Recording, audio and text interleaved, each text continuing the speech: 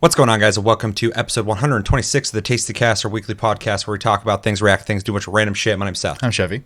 I'm Chris. A couple quick reminders in case you don't know, we're in October, and that means we got new games to play this month. So make sure to download and play Vampire or Vampire and Need for Speed Payback, both are for free on PlayStation Plus. Make sure to download those, play those, come back at the end of this month for Plus Club. Let us know what we thought of those games. We'll let you know what we thought of them. And our game of the month, not picked by Chevy, but randomly, is Dragon's Dogma, which is a third-person RPG, action RPG, where you run around and fight monsters with pawns, and I think you can download other people that you know as pawns, which is pretty cool.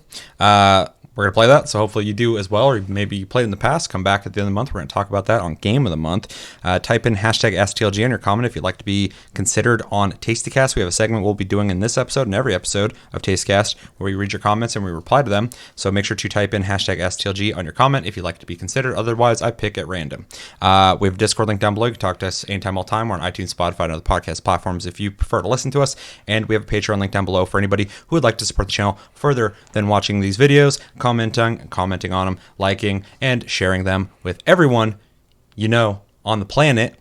Send them to strangers because we're almost at 2,000 subscribers, and I really want to hit that before the end of the year, which would be fucking awesome, and can't do it without you guys. And yeah, so thank you for all of your support. It's very much appreciated. Yeah, TastyCast. It's the first TastyCast of this month, so with every first TastyCast of every month, we typically go down a list of game releases for the month. We should probably start with that, right? Yeah. Doesn't matter. Let's just do it. Fuck it. So, I'll say I'm running this shit. Fuck it. I'm just going to decide. Let's do it. So, yeah, like I said, we're in October, and we got a lot of game releases. So we're going to go through this, name them all off, and then talk about our anticipation, if we have any, for any of these games. So October 1st, Super Mario Bros. 35 came out on Switch. 35. 35-year anniversary. Oh. That came out on Switch on the 1st. October 2nd, we got Crash Bandicoot 4, It's About Time, PS4, Xbox One. We got Star Wars Squadrons as well on PS4, Xbox One, and PC. October 6th, we got Baldur's Gate 3. That got pushed back a little bit for early access. That's coming out on PC. October 8th, we got Ride 4, which is a motorcycle game, I think, on PS4, Xbox One, and PC. October 9th, we got FIFA 21. That's a big number. PS4, Xbox One, Switch, and PC, so everything. October 13th, we got G.I. Joe Operation Blackout, which no one asked for, coming out on PS4, Xbox One, and Switch and PC. And Remothered also comes out that day, 13th. Remothered Broken Porcelain, PS4, Xbox One, Switch, and PC. October 15th, we got Cloudpunk, which is a voxel-looking cyberpunk cab game, which is kind of interesting, coming out on PS4, Xbox One, and Switch. And then October 16th, we have Mario Kart Live Home Circuit and NHL 21, coming out on PS4, Xbox One. I'm assuming Mario Kart Live Home Circuit is either Switch or mobile. Yeah, I don't know why it doesn't say. It doesn't have a thing listed. You guys see it. October 20th, we got Amnesia Rebirth, PS4 and PC. And then we got October 27th, Ghost Runner is finally coming out on PS4, Xbox One, Switch, and PC. And The Legend of Heroes Trails of Cold Steel 4 coming out on PS4. October 29th, we got Watch Dogs Legion. That's finally coming out as well. PS4, Xbox One, and PC. And then October 30th, we have the Dark Pictures Anthology, Little Hope on PS4, Xbox One, and PC. And with that, also Pikmin 3 Deluxe on the Switch. What games are we feeling? What games are we not feeling? And yeah. Super Mario Brothers 35 is the one with the re-releases of the old Marios, right? I think so. I'm kind of curious in that, just because, you know, specifically with, I think, two of the ones in there, they were ones I did enjoy. But I don't know if I'm going to rush out and get that. We'll see. Baldur's Gate 3 I want to play, but I didn't realize it was going to be early access, so I might just kind of wait and see what people say at that point. I want to play it, but I also want it to be a fully functioning game. Yeah, that's kind of the trick there. Hopefully it's, got to have content to be playable. Yeah, so I'm going to wait, I think, and see what people say before I pull the trigger on that. But I'm very interested in Baldur's Gate 3.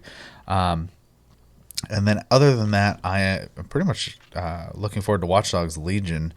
If I can get a goddamn NVIDIA 3080, it'll come with the game. But That'd be a good way to get it. yeah, that's pretty much it. As far as like things I don't or have a strong like negative opinion about, nothing really on that list. I'm like, oh my god, I hate it. So I don't care about FIFA, but I'm just the wrong person.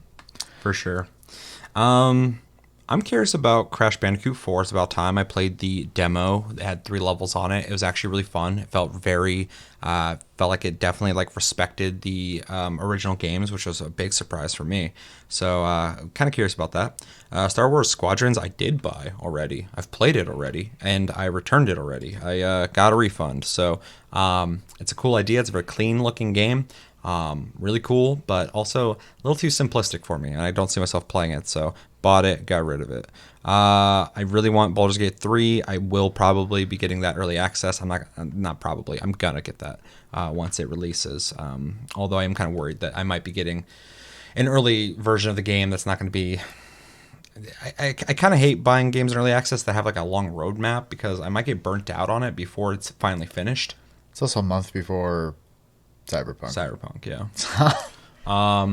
But I will be buying that. How much I'll play it will depend on, ones I play and figure out if there's plenty of content there to be playing. Cloudpunk looks interesting. I want to pick that up. Amnesia Rebirth I'm going to pick up. Ghost Runner I'm kind of curious about, but I also think it's kind of a gimmick. So for people who like speed running type games, getting through and not getting hit once, in this game, if you get shot or something like that, you have to restart from last checkpoint. So you're just running on walls and stuff like that. It's a neat idea. It's not really my style, but because that's all it offers, but it's pretty cool. I played the demo. So I might pick that up. Watch Dogs Legion, I am absolutely picking up. They've totally sold that game to me. And then Dark Pictures Anthology, Little Hope, I'll be picking up as well. So I have a pretty substantial month ahead of me when it comes to the games coming out this month. Chris? The other thing that really piqued my interest are the Crash Bandicoot games. I love playing all the old ones, so I'm excited to play the new one. I'll probably wait to buy it, though, just because financial reasons. Baldur's Gate 3. I would love to have access to that, so I'm excited for that as well. And then the only one that's really else that I'm excited for would be Watch Dogs Legion. Everything else I'm just kind of meh about. You don't want to play NHL 21? I mean, obviously I do. You're just not just dying to get your hands on that finally? Yeah, I am. Absolutely, 100%. Go sports team. Sports the game ball faster than the sports. Oh, yeah. Smack that ball type object. Thing. Hit the thing. Chunky frisbee. It's a thick boy. Anything else? No. Anything on that list that you're just completely fucking reject? Makes you want to puke even looking at it? I don't know if anything does that to me. FIFA 21. Someone might have an adverse reaction to that. All right, well, that was really quick. Let us know in the comments, what games are you guys looking forward to in October? So something that's not on that list that we should probably know about that's coming out. What games are you not excited for? You're like, oh, I'm fucking picking that shit up. Have you played Star Wars Squadrons? I've played it, so let's talk about it. If you've played it, if you like it, let me know what you're liking about it. If you don't like it, let me know what you're not liking about it. What about Crash Bandicoot 4? I know some people in the community have already been playing it. I've heard nothing but good things, so that's been really cool to hear. So yeah, let us know everything in the comments below, what you think about releases in October.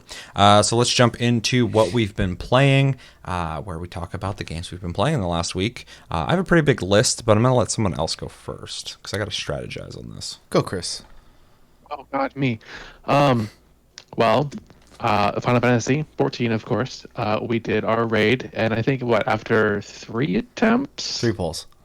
3 pulls. We finally cleared the pasta, whatever the fuck the boss's name. I can't even think of it at the moment. The Rasta pasta. Yeah, that's the one. Sure. But it was nice. We actually cleared it barely, though, by like 1%. Barely cleared it, like almost wiped the group out. 0.1%. Yeah. It was ridiculous. But it's great that we finally got that cleared. So now hopefully we can do it again, although I'm not super positive that we're gonna. I've just been playing a lot of World of Warcraft lately. Just a lot of it, even though they kind of delayed the expansion until who knows. We don't really. As far as I know, there's no announcement of when the expansion is going to be. Not even a date. I have no idea. I didn't know that. It might be. I just haven't heard anything Oh. about it from the people I play with. No one knows what the release date's going to be, as far as I know. But it's kind of like a good and bad thing. It sucks that it's not going to come out like they announced it was initially, but it's also nice because they are willing to delay it and put more work into the expansion that people are asking them to do, instead of just kind of putting it out there and just kind of giving us a kind of shit expansion, is what people are saying. Yeah, I saw that Osmond Gold, right? Is that his name? On Twitter, was like, Asmongold, yeah. Yeah, Guy he was lives like- with his mom. "Holy crap, guys! Blizzard listened." That was his tweet, and because Twitter just goes, "Here, someone that's somehow related to something you like, look at his Twitter tweet," and so that one I got, and yeah, so it's apparently, I assume a lot of people probably share that sentiment though. It's nice because I hear about people who are playing the test realms and whatnot, and they just keep changing like things like really hardcore fundamental things of like the factions that you can join or whatever they're called. The gear that you're getting is going to be tied into those groups, and people were complaining that you can't switch groups that you're in if you need to get certain gear. And then the special abilities you get from joining those groups are really like important depending on what spec you are and if they don't line up right. So like Blizzard is taking a step back, and they're going to delay it, which is really nice to see that they're listening, like you said, to people complaining about it. And then the only other game I've been playing is Monster Hunter. I have not gotten close to fighting the new monsters yet. I'm just kind of slowly working my way up, doing the event stuff, trying to unlock, because I'm a cosmetic whore, so I'm trying to unlock Gotta get all all that the layered again. armors. Sorry? You got to get all that again. Mm-hmm. Yeah. Mm-hmm. And yeah, it's just slowly making my way up there. But it's still fun. I'm still enjoying it. I switched weapons again. I was using the fucking dual daggers for a long time, and now I'm using bows again. I can never stick with anything. Yeah. Yeah, it's I mean that game's real. It's really easy to fucking hop around with the amount of weapons in it, so it makes sense. Yeah. Anything That's else? all I've been playing.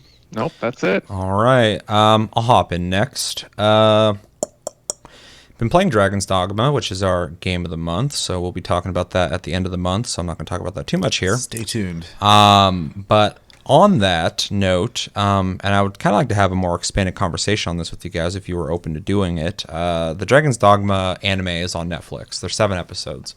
I watched 3 of them, and I would definitely recommend people check it out, but it's not really fucking doing much for me, which kind of sucks.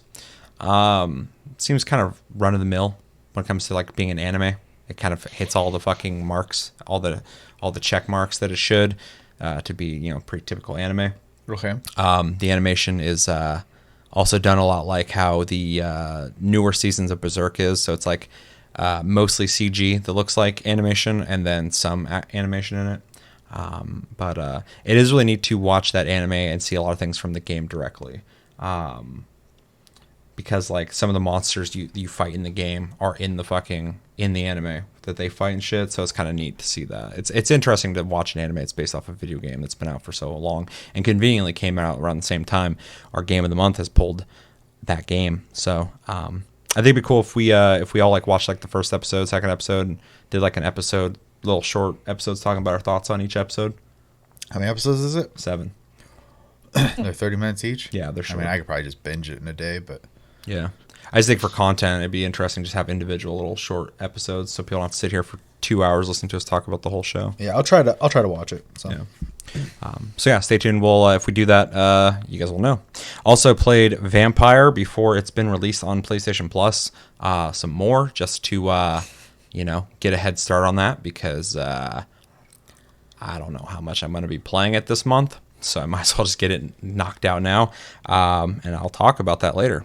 Bought and played Mafia Definitive Edition. I think I'm over halfway through it. That's wild to play.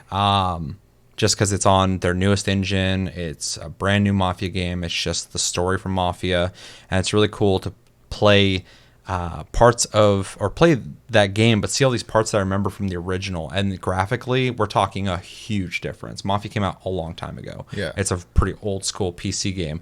And I mean, the controls were fucking ridiculous in the original Mafia. That's how, far back it is. It doesn't follow any standard control schemes. But yeah, Mafia, it's really neat to play through that storyline. Again, play with these characters again, go through the exact same scenarios and these graphics. The game plays really well. I think it's interesting that Mafia 2, and Mafia 3, Mafia 2 and Mafia 1 more so, are so story heavy that they're not really, they built this whole like sandbox open world to play in, but it's so linear in its structure of the game that like there isn't a whole lot of like free play. There's a whole mode for free play. Otherwise, the city just exists as a backdrop, as a character for the story to unveil. There's like really long cinematics, and like every mission that you play in the game is like completely, set up like a linear, story-based game is, which I really kind of like. I mean, it takes a long time to get your first gun in the game, and then after that, you do missions that you don't even have a gun. Because you're in the Mafia. It's about the story. It's not about, you keep unlocking new and new guns, you keep getting more powerful. It's not about that. Right. So like someone sending a mission and be like, just go destroy those cars over there. Do you need a gun? No, we just need some Molotovs. And hit somebody with a bat and shit. But it's been really refreshing to play that game, and I really like the story. Mafia 2 have really good storylines, so really been enjoying that. If you are a Mafia fan or curious about Mafia, or just a fan of like the whole Italian Mafia aesthetic or history, I would definitely recommend this for you. I've been playing Among Us on my phone and on PC, and it's fun. Obviously, it's very popular right now. It's weird that game came out like 2 years ago and no one gave a fuck about it, and then recently someone played it and it took off, and everybody's like, Among Us, Among Us, Among Us, and I'm just like, this genre grew already. Like, there's other games out there that it's weird. It's so weird that like there's Project Winter. There's this other one. I forgot. It's on a spaceship, and then Jackbox has something like Among Us on it, which I really like. It's also simple. I like that Among Us is a simple game. It's more about deducing who the fuck the imposter is more than any kind of skill. People get crazy too when the way they like figure out who the killer is and stuff. I'm like, you should not be playing this game and probably should be pursuing a career. I've had a couple matches in that game where me and like one other person were like really breaking shit down and we nailed the imposters. Other times it was really hard. Yeah. I mean I've had people where the imposter just didn't even talk that much, and it's hard to tell if they're like, the people who are the most active talking are the ones who are either going to really sell it really well, or people that you're going to fucking be like, you're kind of weird, suspicious. Some people are really bad at like having a poker face. For sure. Well, I was going to say, I know the one thing that people have kind of that I've noticed in like the few people I've watched play it, they're like, the people who don't talk when they're an imposter often get away with it. Yeah, I played one match, and this guy only talked when he needed to. Like, someone's like, I think it's this guy, and everybody's like, why? And he'd be like, I don't know. And we're like, what? Then we can't just fucking vote him out. And then like I would be like, we should probably skip then. And we're like, okay, yeah, skip. And like he barely said shit. And then he ended up being one of the imposters. And I was like, fuck, okay. I had no idea. In case you've been under a rock too, you don't know what the fuck we're talking about here. Among Us is a game where you play with other people online on a ship. And you have the crew has all these tasks that are very minimal. Some of them are like swipe the card through a card reader. Some of them are like buy a drink out of the vending machine, and when you look at the vending machine, there's a picture that shows you like a Mountain Dew, or shows you which one you're supposed to select. When you do it, you complete the mission, and everybody's trying to do that on the ship, essentially to keep you busy and to give you tasks so you're not paying attention to everything, while 1 to 2 people, I think up to 3 people, are imposters, and they're trying to stealth kill everyone to essentially win. And yeah, so it's pretty fun though. I like playing it, and like I said, I like the simplicity of it. And yeah, I want to play it with people, and I'd like to stream it, but it's tricky because I know somebody's gonna fucking watch the stream and just know what's going on, and I hate the idea of that. So I mean, I anyone I play with, I feel like I can trust, but I feel like the opportunity would be there. Yeah. To just be like, fucking, I can just look and see if that's the imposter or not, or fucking, I don't know. Yeah, you really have to like set some ground rules for people in that regard, and people who are down just to play randoms. Yeah, Yeah, because I like playing with random people. There's there's no risk there, and there's nothing to lose really outside of getting the game play taken away from you if someone's cheating. But Yeah, the only time I see people play with people they know, it's always like the same group every time too, because they have a rule set that they're just gonna play by. So, but yeah, for sure, I can't imagine like, and obviously comes down to difference of opinion between people, but I can't imagine like stream sniping and then like still having fun with the game a week later. Like it would get old so fast at that point. I would feel versus like if you're playing legitimately with a bunch of people, it'd be one of those things like having a board game night where you could like play it and revisit. Well, that's what it feels like too, because like you don't level up and get stuff. Your stats change as you play to like what you've done in the game how many times, but like all the stuff you get in the game you have to buy. So yeah. Anyway, really fun. Don't know why this game is as big as it is right now, but I'm glad it is because I love that this game was around for 2 years and went unnoticed pretty much. I'm sure some people played it, and they're already getting ready to work on Among Us 2 because they're like, oh yeah, we'll just make a new one. Hopefully people like that one. And then this got really popular to the point where they're like, we're not going to make Among Us 2. We're just going to start supporting this game because apparently everyone's here already. So it's a really weird story. It's really interesting. It is really interesting, and I think, and me and you've kind of talked about this a little bit before, but there's so many games now that I feel like this will become a more commonplace thing anyway. Some game that's just been out for a while. That's a really good point. Yeah, that something might have got overlooked. Yeah, and during a lull, finally someone played something. So, yeah. Also been playing Hades, which is a roguelite. Another game you can't avoid online. Yeah. In case you don't know what that is, you spawn. You're trying to escape fucking hell essentially, and you have to fight a bunch of people on your way out. It's a roguelike, so you get items, and once you die on your run, you restart from the beginning. Has a lot of progression though, permanent progression as you keep playing the game. Has a lot of narration, which is awesome, a lot of storyline, which is awesome, and it feels like things change up all the time, which is really cool. So I definitely recommend Hades if you like roguelikes. I think it's one of the best ones ever made. Easy. I keep hearing that. I would say it's the best one, but there's other ones I still really like a lot too, like Rogue Legacy. I like Moonlighter. I love Dead Cells. That's definitely one of my favorites as well, but this game's right up there with it easily. I mean, I can't even say those are better than it, because it's just really well made. It's really fun, and I really dig it, so I would definitely recommend that to everybody. Played Star Wars Squadrons. I kind of alluded to that earlier. It's cool, even though I had some weird issues. I plugged in a PS4 controller, thought it was a headset, and then it started assigning the buttons in the tutorial to hit button 12. I'm looking at the button, and it's very vague. It just shows a button that says button 12. I'm like, which one's button 12 on a PS4 controller? Why don't you know what a PS4 controller is? This is an EA game. It's a Star Wars game. What the fuck? There's no excuse. And then I plugged in a Xbox controller, and at first it was like, I don't know what this is either, but just hit button 12. I'm like, why? It's an Xbox controller.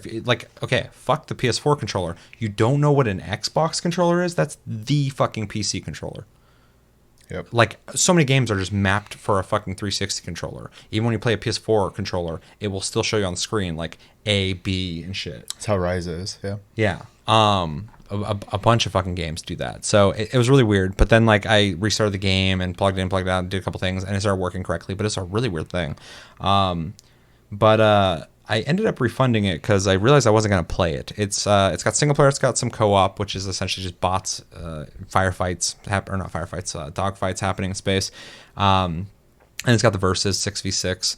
And I played a couple rounds of the versus. I did a little bit of story, and I think I just need more from a space combat game. And I like that it's accessible. It's for everybody. And I love that there is a AAA developed EA space flight game. That's awesome. In 2020 to have that used to be way more common back in the day, and that went away. Now it's back, and if you can make that accessible to everybody, make it Star Wars. People love Star Wars.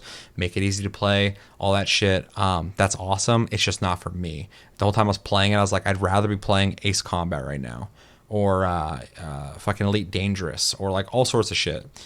So I just kind of like, I don't want to make it sound like it was a bad game. It just wasn't for me. I just knew that after playing it, I'd have to force myself to play it again if I was going to play it. And I had zero interest in doing that. So I refunded it.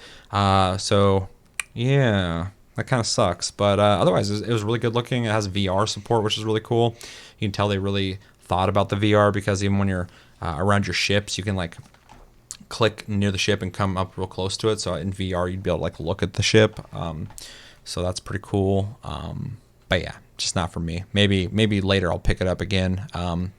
If they add like a bunch of stuff and it gets, a lot of people are still playing it. Played Phasmophobia. I don't know if you guys noticed or not, but I've been playing Phasmophobia a lot. I got 2 videos up right now of times I streamed the game, and I am absolutely in love with this game.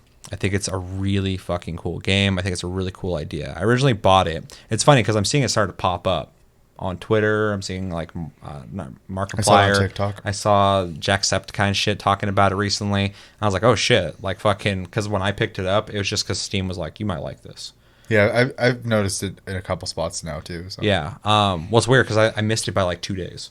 Because after like 2 days of playing it, I started seeing pop up everywhere. I was like, oh shit, because it came out like I think recently, or at least came into a full release recently or something like that. But anyway, if you don't know what that is, Phasmophobia is a ghost hunter game. It's literally you and up to 3 other people go to random houses, and you have all this equipment, EMF readers, UV flashlights, motion detectors, all sorts of shit, cameras, whether for pictures or for video.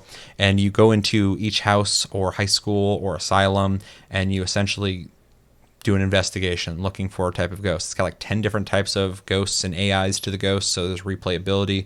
And you go in there and try and figure out which type of ghost it is. That's how you essentially win. You have a notebook that has 3 clues. Clues being if it's left fingerprints, you can find with the UV lights. If it's talking to you on a spirit box, which is essentially just like a machine you can talk to ghosts with if they want to talk. Sometimes they don't talk to you.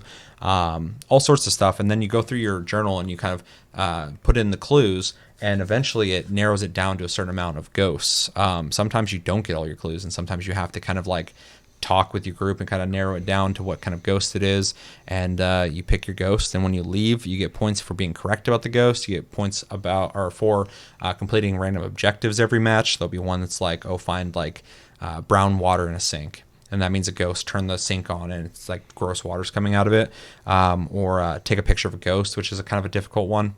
Unless you're Cody, that guy was like screaming half the time. He's like, "Yeah, it's here." He's like, and then he's like, "I got it." And I'm like, okay, at least you're proficient at fucking getting those pictures. It was a lot of creepy pictures. There's one where he took a picture of it, and I thought like he was gonna get like a full on picture of it. I looked at the picture that he took, and it's a closet barely open. You can kind of see a guy in the closet looking out, and I was like, ew. That's the whole time I play a game. I'm always like, ew, ew, ew, ew, because I'll just be in a room and I hear like behind me. I'm like, ugh, and I just like walk out the room like, okay.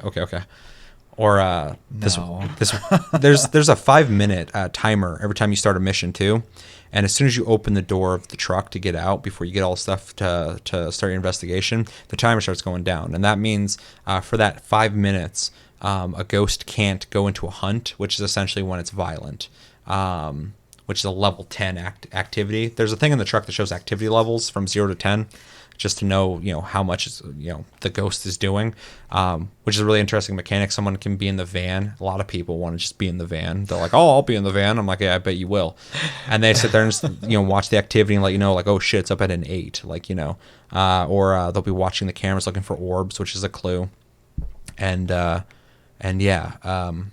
It's pretty neat in that way. But anyway, yeah, objectives. When you have a picture camera, you can take pictures of anything paranormal and get extra points. So there's ways to accrue experience and money further than just completing or guessing correctly.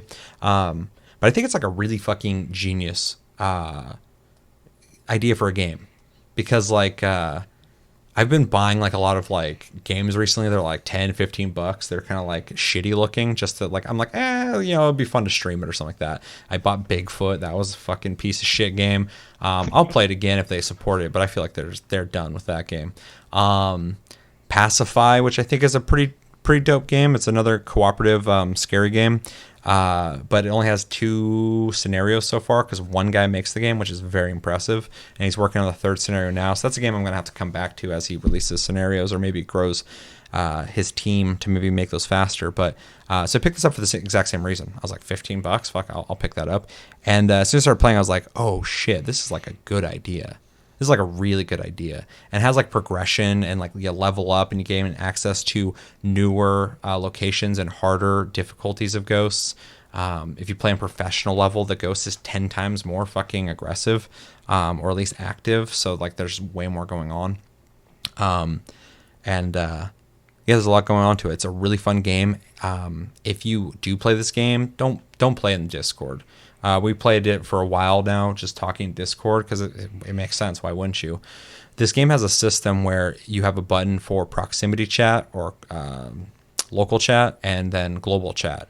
The proximity local chat literally works like in real life. If you walk away, you can't hear them anymore, and they'll fade out. So when you're walking around the house investigating, you can kind of hear where people are at, or like they'll start talking to you, and maybe you left already, and now they're alone, and you can't talk to each other.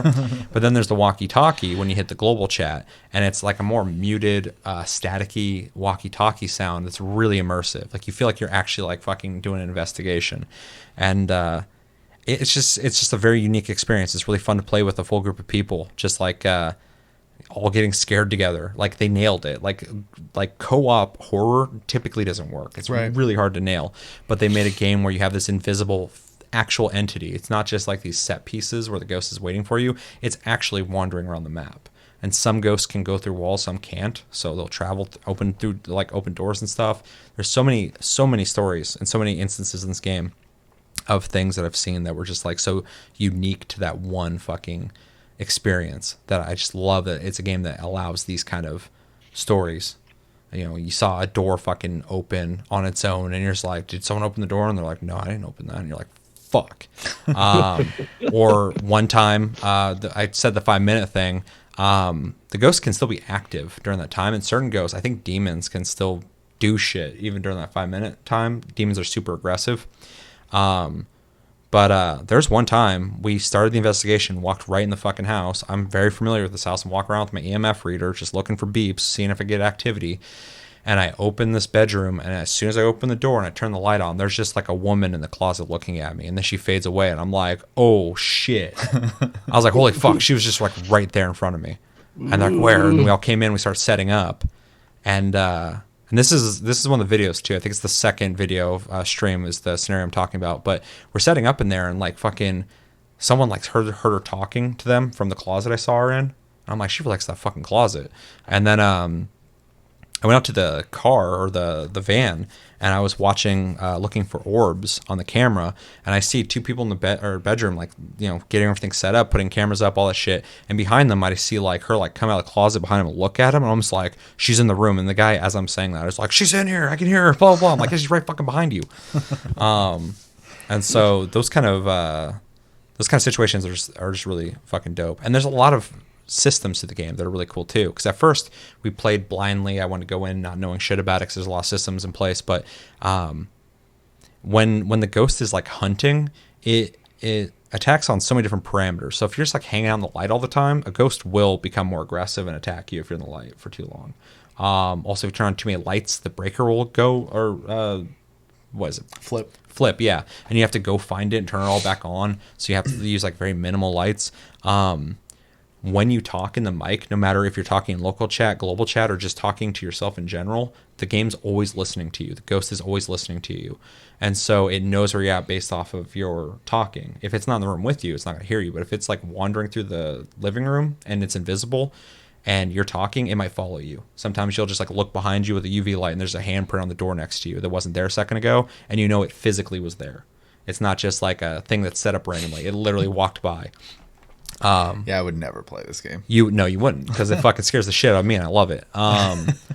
But yeah, and like I said, we got to a point where like the ghosts start hunting, and you can just hear it fucking stomping around the room and shit, but you can't see it. And we're all in the closet together, and we're all just like not talking, just quietly sitting there in the closet listening, and you can hear and your heart will start just going crazy, like if it gets really close to you.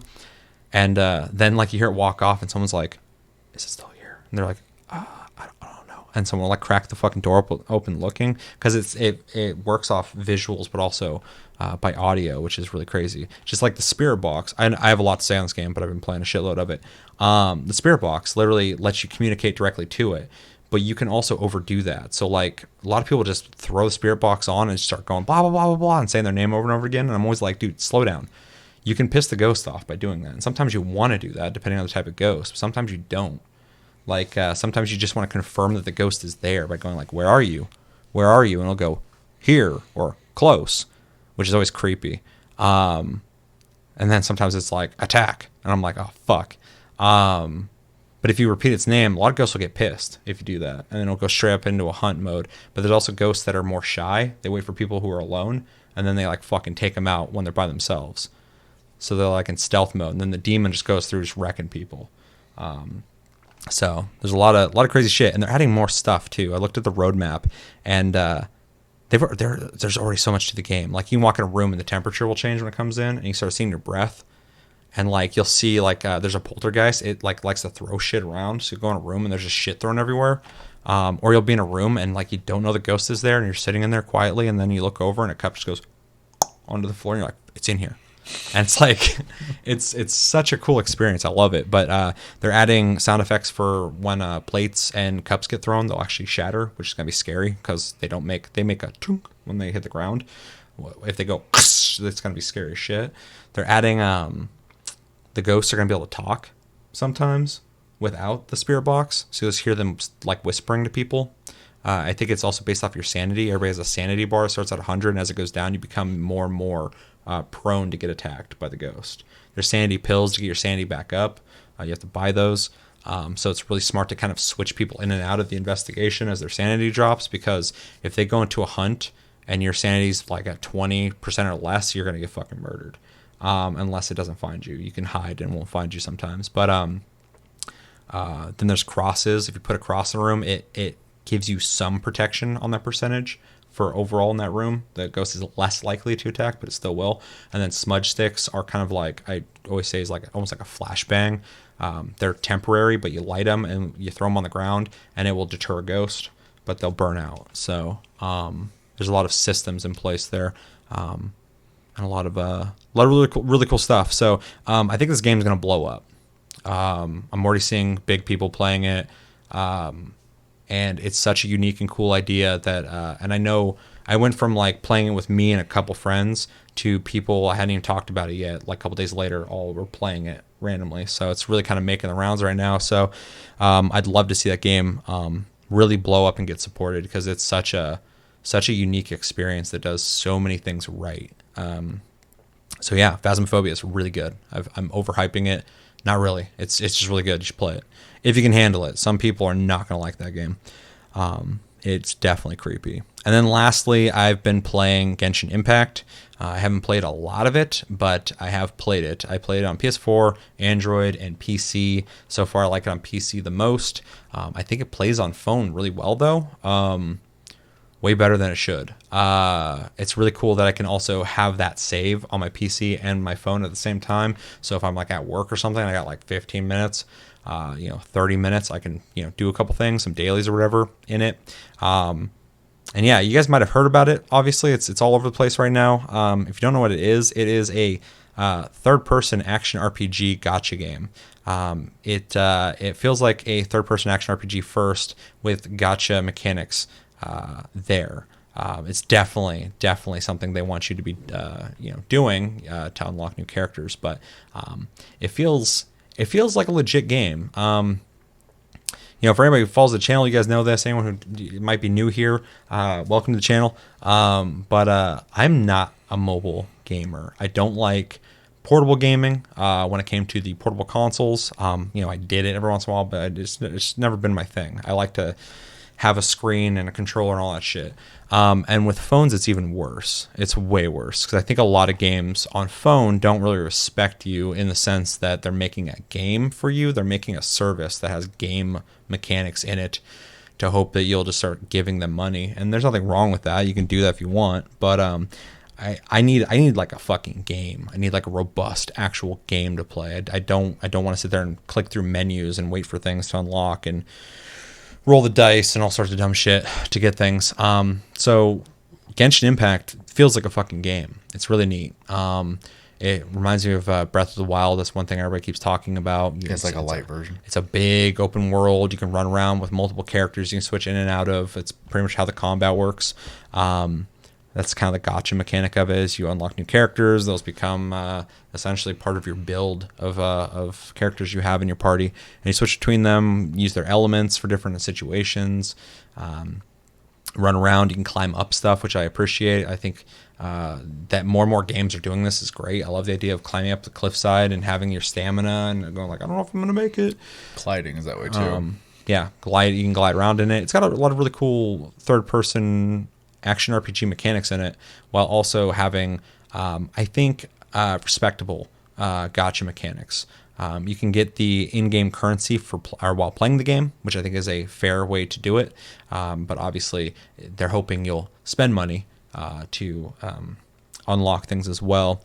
Also, to my knowledge, a lot of gacha games will give you incentives to do the 10 pulls by getting a +1. This game does not. So single polling is the same odds as doing a 10 pull.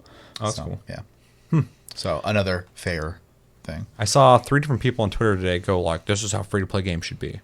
I'm like, that's good to hear, because I'm not that far in it. I've played it for a couple hours, but I'm not that far. So you're definitely gonna be well more. I'm closing in on 20 right now. Familiar with the game, yeah, and have a more robust opinion on it. But just from the little bit I have played of it, I think it's a pretty cool game. I think it's a really good idea. I'm very impressed it plays on mobile as well as it does. It looks really clean on there. It looks great on PC.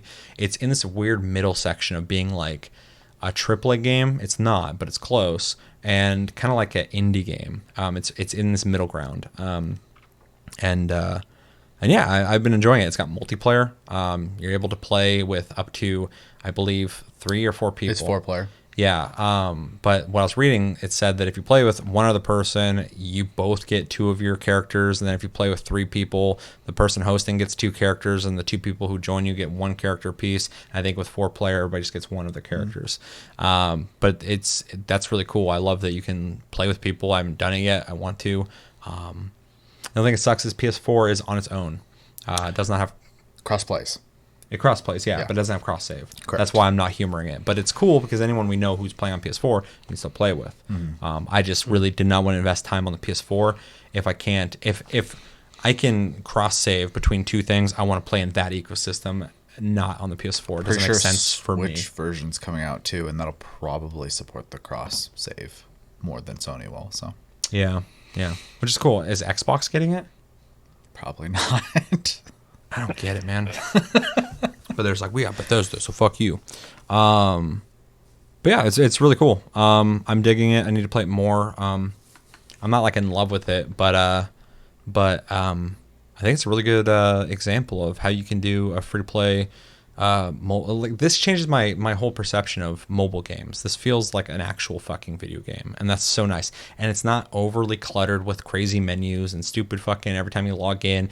There's like 1,000 things you got to click on that's saying like check this. Oh, here's some shit you're not going to use, but we're going to give it to you for fucking logging in today. The UI is super clean. It feels like a video game. Yeah. It's nice. It just feels like a video game, and that's what I like about it. So I will continue to play it. I will try to do the co-op with people because I'm curious about that. And yeah, I'll throw the ball to you because you've also been playing Genshin Impact. Okay, well, I'll just start with that then. I've been playing, since it came out, a lot of Genshin Impact. Not the same level as a lot of people I'm seeing. Like I caught a stream earlier today and they were getting close to 40. So like, but they probably also have like planned out how to level. As for I'm just kind of playing. Some of my levels have been quick, some took forever just because I wasn't doing objectives that were giving me EXP essentially. So overall I agree with everything you said. It is a game that has gacha mechanics in it, which I think is an important distinction because a lot of gacha games are gacha mechanics that have game stuff in it. I have found a lot more that have a good balance of the two, or even in a lot of cases, the combat's fun enough that like I can ignore the gacha mechanics as long as the game isn't like, okay, spend money, because that's usually the part where I'm like, okay, I'm done. I don't mind spending the money. As anyone who's been on the channel long enough knows, I don't have an issue supporting. Seth can probably attest to that for himself as well. But when you start making me feel like I have to, then I'm like, okay, nope. I was fine with supporting you, but now you're essentially asking for handouts. I don't be welcoming, make me Yeah. comfortable, make me fucking enjoy myself, and make me want to support you versus being predatory and trying to find ways to nudge me into doing something, or really forcing, encouraging. Hey, you should really like. You could do that, but it's gonna take you 1,000 hours. So you could give us like $5 right now and get some of that right now, or maybe $10, $20. It's just $20 the one time. And some of them are pretty bad, but they have like $100-$200 packages, and I'm like, oh my god! But there are There's people there are whales, Yep.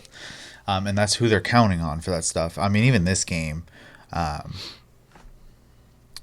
feel it's pretty like fair in its current state. We'll see what the future holds, because these kind of games can like morph over time pretty easily. But every character I've played, even the ones that people troll on, like Amber, well, no one likes her for some reason.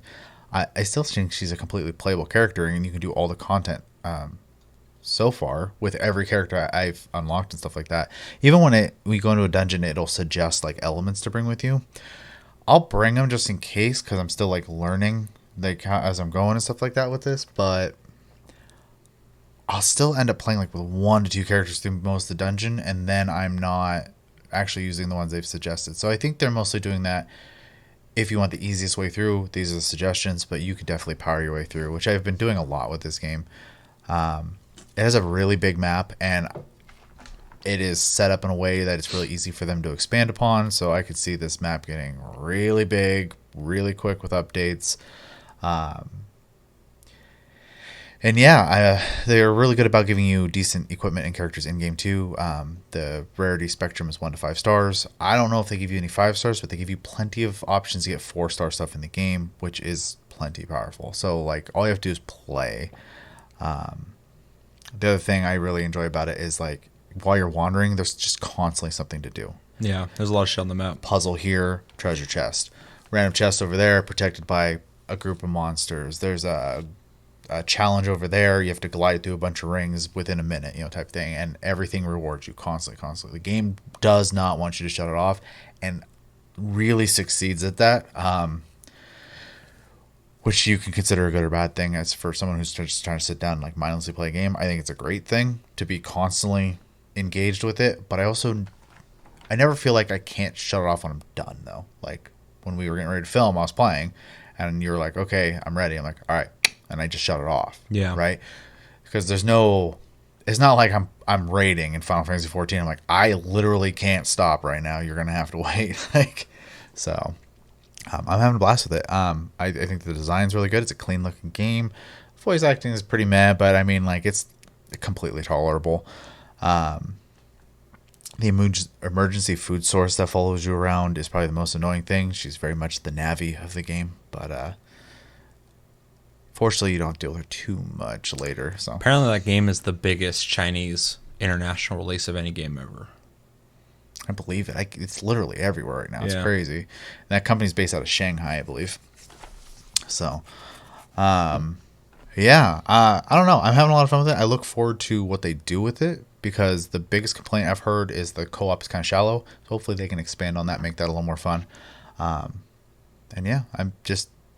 It's too early to like be like, it's an amazing game, but it is fun. It's free. I totally recommend people try it. So yeah, it's free. Fucking try it. Yeah, and you don't have to spend money. Like, plain and simple. I've not put it to the point where the game's like, okay, you could do this better if you had better stuff, and it's just totally has not happened. So I haven't felt like I need to spend money yet. Yeah, I've been looking for ways to spend money. I haven't done it yet, but I was like looking at the shop, like, what can I buy? Any gacha game I like, I go ahead and usually toss them like a couple bucks. So So I went ahead and I spent 30 because I feel like I'm going to get $30 of gameplay out of it, which I think is I think fair. you already have. Yeah, which I think is fair. You've been playing the game fucking nonstop. I'm not going to whale, any gacha game minus one that I played a lot. Yeah, I'm just not trying to do that. I'm playing too many of them right now anyway. So, to move past this game, I also to go, follow up with what Chris said about Final Fantasy 14. I didn't play a lot this last week. There's a content patch coming out real soon, so I'm kind of just taking the opportunity to play other things before I live in that game again. So, Solid plan. yeah. So I logged in for raid night. We cleared the fight, and it felt so good because even though we technically haven't put a lot of time into it, we only can raid once a night for like a couple hours. So it feels like it's been a long time. So it felt really good to get that clear. Hopefully we can continue clearing it now. That is not obviously completely up to us. That we do have to bring randoms with us, but it was nice. The two people we brought, they were completely capable. So, yeah. What else? I played a little bit. I might have mentioned this last time, so I'm going to keep it short in just in case I did. I bought and played Atelier Ryza. That game is very fun. Another game is really easy to get sidetracked in though, and just like wander the world. So I have to be careful with that game and try to like keep myself on focus and moving forward, because before buying it I watched a bunch of reviews and people have said you can get through this game pretty quickly, you can also live in it. I was like, okay, I'm gonna try not to do the second one because I'll never beat it. Yeah, people fucking love that game. Yeah, so so far I'm enjoying it though, and I like that I can just kind of sit back in my chair and play like a JRPG with a controller on my computer. I don't know. It's just it's a good change of pace compared to a lot of stuff I play on my computer. Yeah. And then what's the other game? Oh, I didn't buy another game. I played some No Man's Sky. I want to play more, but I also played No Man's Sky. Yeah, I really want to play with people, but someone has to unlock the co-op missions for that to be more than just exploring together. So we'll see. How do you do that? You have to buy a space station, and then goddamn, and then one of the rooms is a co-op mission room. I have it on my I know PS4 save file. At least 4 people who want to play. It's 8-player too. We should just like do it one night, plan it out, and actually just do it. So yeah. Anyways, that's pretty much what I've been playing. It has been mostly Genshin Impact though in my free time. So, which is a rousing endorsement. Make sure to download it now and get 5,000 V-Bucks. Free. But there's discounted polls for the first 2 big polls right now. So you're telling me I should spend money to get those discounted polls? I think you should definitely do the discounted polls because they're technically cheaper than a single poll at that point. So I'll have to look into that. Anything else? Anything else, Chris? All right. Let us know in the comments what do you guys think about Genshin Impact and other games that we talked about. What have you guys been playing? Have you played Phasmophobia? Are you liking that game? Are you scared of shit playing it? Haven't played it. I'm scared already. It's pretty bad. It's pretty bad. Everyone I play with at some point's yelling, which I love. Cody is really funny because he was being very efficient at doing what he needed to do while yelling. He's like, ah, just like freaking out. He's like under stress, taking pictures and stuff. He's like, I got it. And he's still like, ah, like freaking out. And that's awesome. I was like, that's cool. The fucking you're still just nailing it. He's getting a lot of pictures. I was about to start talking about the game. I'm not gonna do that. But yeah, let us know everything that you're playing, what games we'd recommend, and yeah, let us know everything about in the comments below. All right, as you guys know already, Monster Hunter Rise was announced, and there's already been some video for it. And out of TGS 2020, there was actually quite a bit of footage that was shown. There's like a 42-minute video out there. There's a 20-minute video on IGN, all this stuff. Well, Gaijin Hunter has done a video with a lot of that footage talking about the game mechanics, explaining what they do, and we already have kind of a loose interpretation of how this works anyway. This video is going to go through, it's going to talk about specifically how they work so we can get, or at least figure out if we got it or if there's some info there that we might not know. So we're going to watch this, talk about what we think about it, and yeah, before we watch this, anything you guys want to say before we watch it? It's hard to really say anything that's surprising. I mean, looking forward to the game. Going to be picking it up. Yeah. This is, I don't want to say unnecessary, but it's for fun. For sure. Yeah. Just giving us content to watch when it comes to Monster Hunter Rise, because Yeah. there's not a person right here that's not going to pick this up when it comes sure. out. So, I hate it. I'm not gonna touch it. Worst games ever. I've been on the fence on this one. It's just this one. For some reason, I'm like, is that really Monster Hunter? I don't know. Maybe I'm not going to pick that up. Maybe I have to watch The this. vertical running doggos. Yeah. I just Can't have the doggos. I just don't like ninja running up walls, and so I just have a real strong opinion about that. So I just don't. Maybe this will sell me on it. How dare it not be World 2? There's actually a lot of people who are upset about this game, which I think is kind of interesting because it's a Switch game, and I'm like, that's fine. It's a brand new Monster Hunter. What are you upset about? Exclusivity. Yeah, so we're going to watch this and discuss it. Also, one thing I want to add too, they could literally not show me anything on this game. I'm going to buy it. Same, yeah. Like, as soon as Monster Hunter Rise is coming out, I'm like, okay, sold. Yep. Release it. Yep. Just release it. I'll buy it. Don't worry about it. It's that meme. Monster Hunter. I haven't seen that, but I agree with it. It's that old one with the guys on the couch or whatever, and then they look like unimpressed, and you say some part of it, and then you finish, and they all look excited. So I feel it. All right, you got it ready, Chris? Yes. All right, start in 3, 2, 1, and go. Hey guys, this is Gaijin Hunter. There's been an explosion of details around Monster Hunter Rise and the 43 minutes of gameplay footage that they showed at Tokyo Game Show. In this video, I want to rearrange the information That thing in a was way crazy that makes looking. it easier to a little follow. chunker. First and most important is the wire bug, the main new feature of Monster Hunter Rise, and this feature fundamentally changes both Ninja exploration and hunting. You get 2 wire bugs in the game, but you can collect a 3rd wire bug in the map that you can use for the remainder of the hunt. Very Wire cool. bugs are deployed using the ZR button, and when sheathed, there are 3 major actions that you can do Oh, with I them. love it. First, you can do an upward thrust. We can see this in the trailers. I enjoy It's used playing to give insect hunters glaive, so access to the idea aerial of having attacks. even more This is mobility, basically I'm just adding like, a jump fuck yeah. button to Monster Hunter. Yeah, something I have to warm This up will to. use up 1 I usually don't gauge, play and like outside that, of so. battle with your weapon away, it seems to recharge in just about 6 seconds. Oh, damn. Around the map, there are also It's actually quite a special bit of a plants wait, that you can but use that's to good you power can't up just your be wire Spider-Man. bug for a single explosive jump Whoa. to get up to a higher Jesus. area. Oh, that's cool. The second motion you can do is a forward thrust. This will fling your hunter forward fast and can be done both on the ground and in the air. Okay. We can see the forward thrust used in the trailers both outside and during combat, and during battles, Bam. it seems to open up new That paths. just for doesn't seem different right combos. flying in there with that weapon. The final wire bug motion doesn't require any gauge at all and appears to be something that you can do only while you're in the I like air. that you can just hang from it. It summons the wire bug and lets you just That's a hang on buff-ass for a bug. few seconds. That's a buff-ass bug. You It's a can hang thick on boy. as long as the momentum has you like, swinging. "I got you." Once the swing is naturally gone, your hunter will drop down. Or you can jump off in any direction I love the from this animations. move. Yeah, The it's wire well bugs done. are used for traversal around the maps, so when combined with the ability to scale any wall or slope, it means that you can go anywhere you can see. The wire bugs also integrate into combat as well. Blam! Outside using that upward thrust He to do fucking aerial nailed attacks and the forward thrust to open up new combo paths, each weapon has a variety of special wire bug arts There's that you Seth. can pull off. Some requiring whoa. one gauge and some requiring 2. The rate in which the bug gauge will recharge after the skill is different depending on both the attack and the weapon. Using the wire bug is going to be a major strategic part of combat in Monster Hunter Yeah, it Rise. seems like you're going to be using For it example, constantly. if you get knocked down by Yeah. a monster and you have gauge Why would I available, pick you stuff can up? use the It's like wire this. bug to instantly escape that Oh, situation. nice, nice. Or you can simply move around and avoid attacks. Or if you have an opening, you can use the wire bug skills to really do some punishing damage.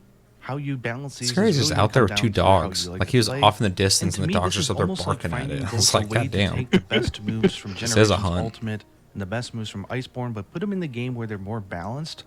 For example, the helm splitter for the longsword is now a wire art, so you can't just do it over and over again. Okay. Or even stuff like Interesting. the adept counter for dual blades is also a wire art as well. So you still have access to these powerful moves, but you got to think a little bit more about timing and when you want to use them. So this is genius and feels almost like Hunter Styles.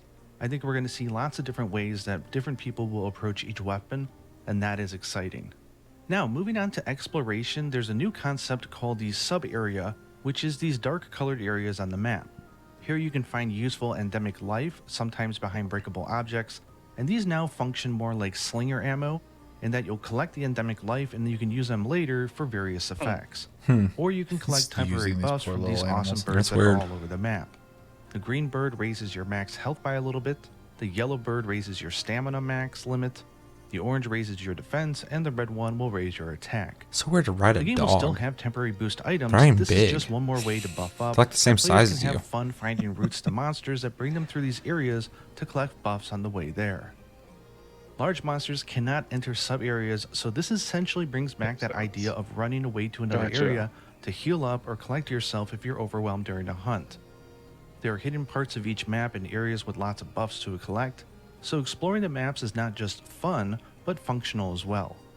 If you go into a hunt with a palico and not a palamute, you can just scale over cliffs and these type of sub-areas to get to the monsters while the other hunters ride around using their palamutes.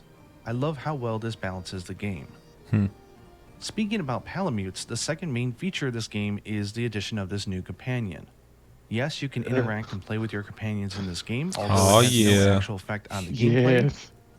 You can bring two companions into a hunt, be it two palamutes, there's no way I'm two not gonna do one palicos, of or each. one of each. Right? Online with other players, you'll be able to choose one.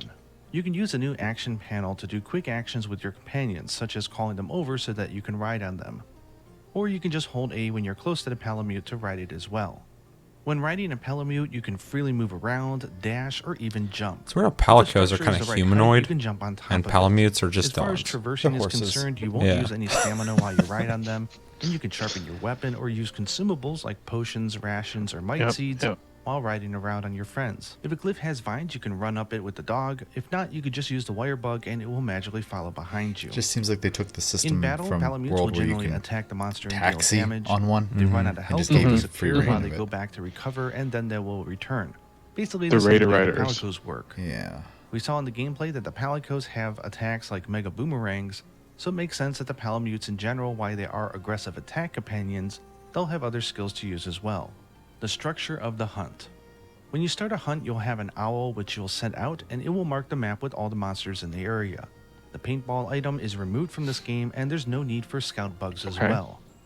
Just like Iceborne, you have a camp where you can access your item box to swap out items, the companion board to swap in and out palicos and palamutes, and the equipment box to change out your weapon and gear, as well as the ability to eat. That's in a really case you nice forgot feature to. to swap your gear as you're While out in they the middle didn't of the go into field. details, there does appear to be a secondary camp on the map, so I'll just assume that you'll be able to warp between the two.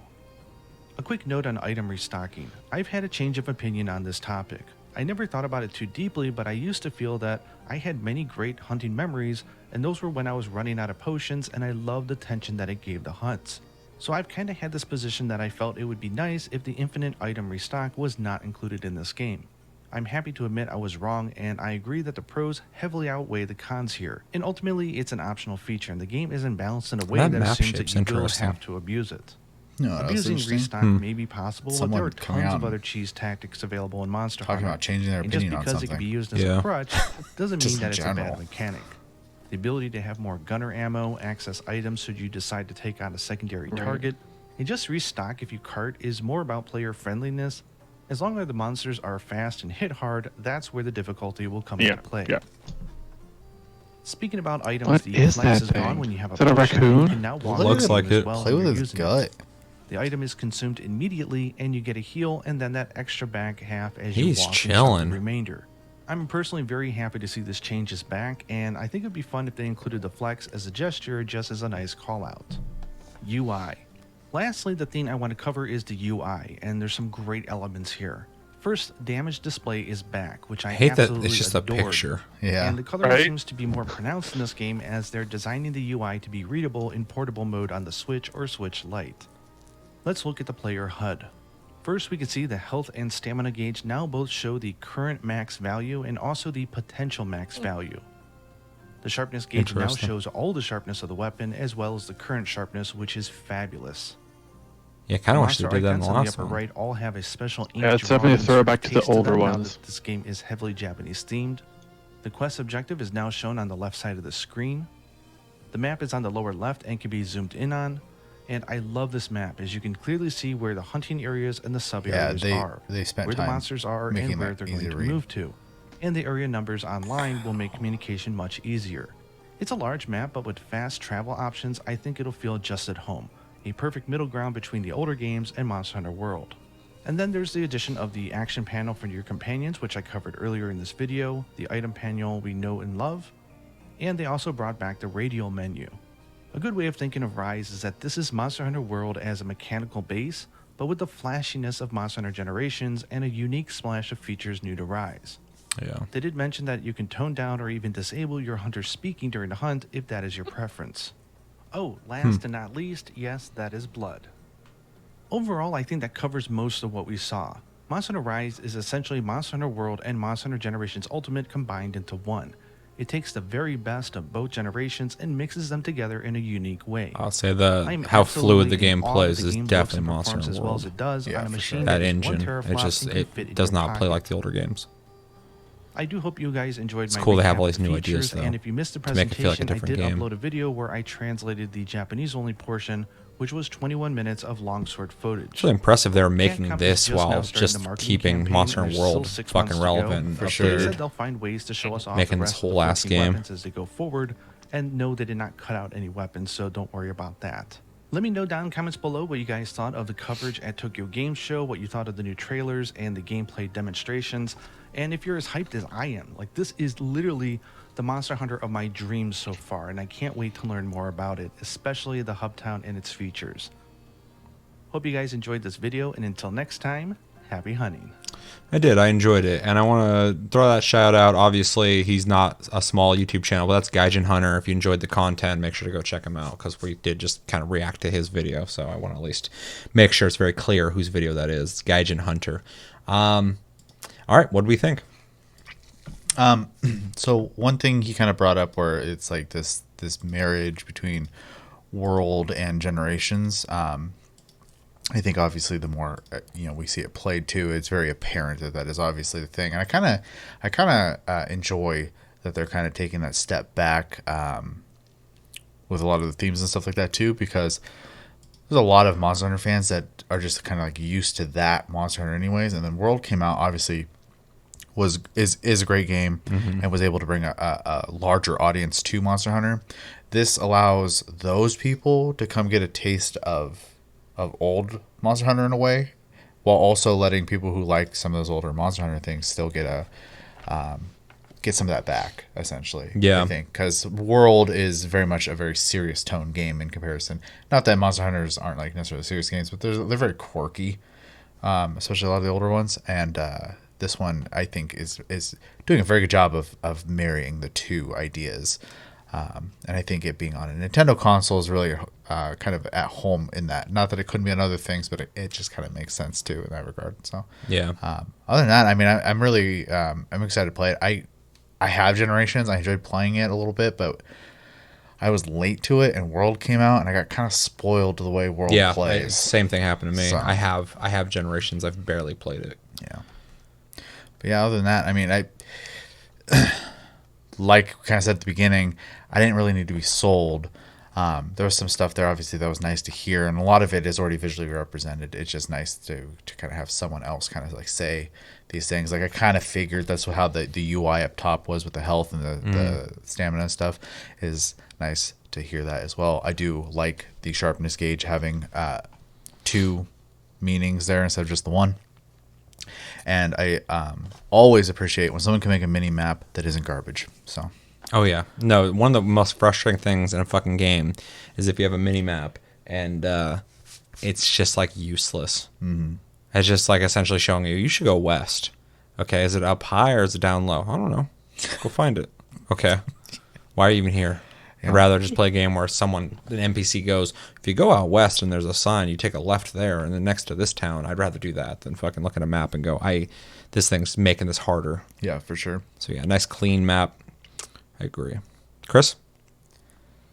I think Chevy covered it pretty well. It's a really good marriage of what we've seen so far of older Monster Hunter and the Monster Hunter world. So it's like you said, it's got that nice UI look of like older Monster Hunters, which is really informative and really like clean looking. but it seems like it has the gameplay of Monster Hunter World, which is what most, even myself, I'm really used to that now. Like you guys said, I tried playing Generations. I still play like a little bit every night, like a hunt here or there, and it still feels, it's so different. It's so stiff in comparison to World. So it looks like it's just a really good marriage of the two games. They did such a good job with the way World plays. Well, everything about World. They did such a good job with that. Even though some of the older stuff, I do have the nostalgia of going like, I miss the stiffer animations and combat is a little more stiff in place, and like just the systems and stuff like that. Monster Hunter World's so well made and such a joy to play that it's really kind of hard to think about going back. I know purists out there might not like that. I've seen some people kind of complaining that we're not getting an old school Monster Hunter with this game. But again, like what you guys have been saying, it's going to play like Monster Hunter World, it seems. I mean, as soon as I saw it, I was like, it's on the same engine. It makes sense. All the movements look similar, but in the way it plays and stuff like that. But it seems like, with the UI and with some of the more interesting ideas they're throwing into this, they're getting experimental with it.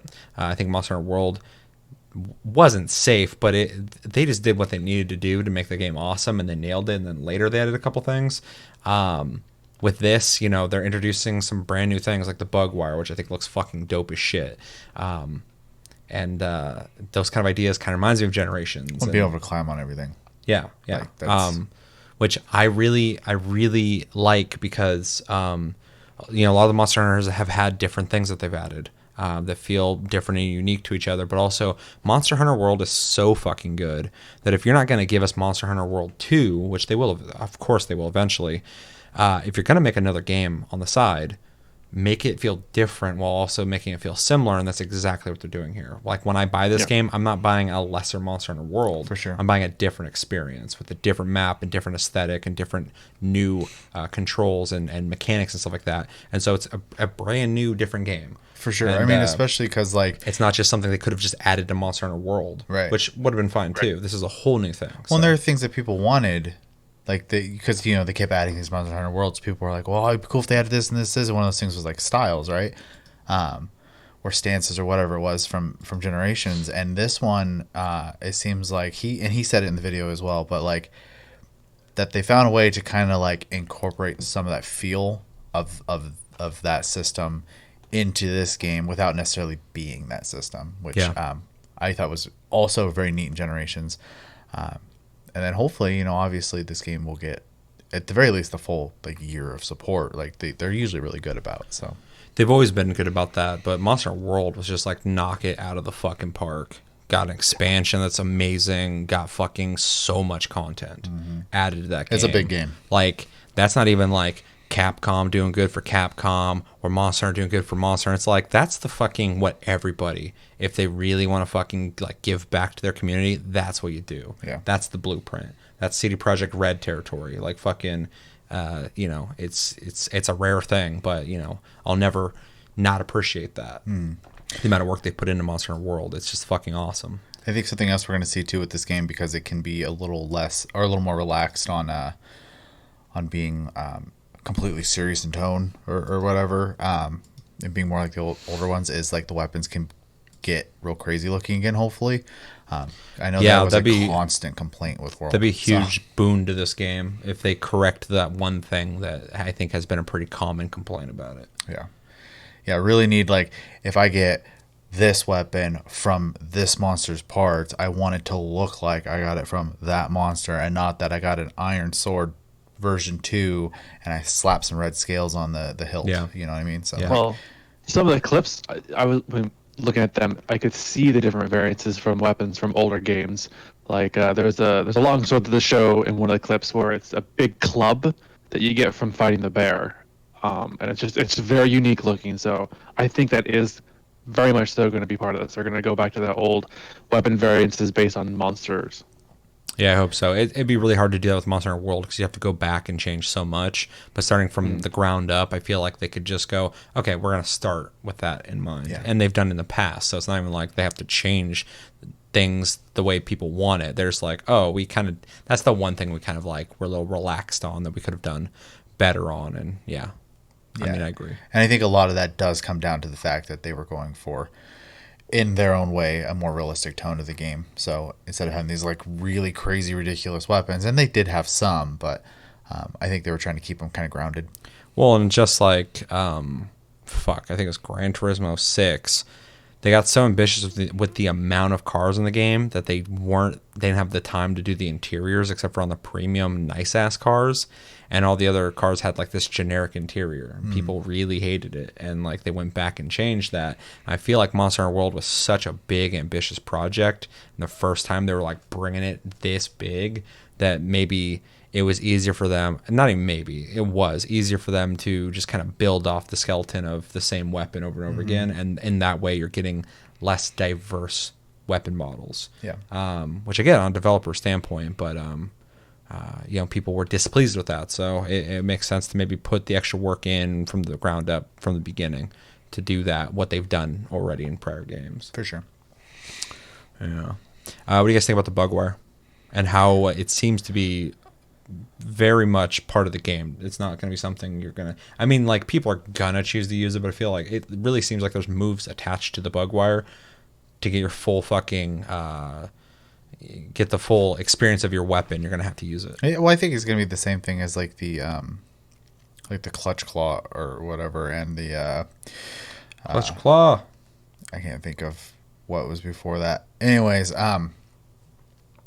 it's something that, like, for me, I'm going to be kind of hesitant on it first, just because, like, I typically just, like, in the mindset, I'm going to go in there and I'm just going to start fighting, right? I don't really think about the tool aspect so much until I'm more comfortable with, like, playing the class I'm playing, and then I start getting a little experimental with that stuff. So I feel like the same thing's going to happen here. I'm going to be, like, mostly on the ground, just swinging a weapon until I'm comfortable, and then I'll start experimenting with flinging myself around.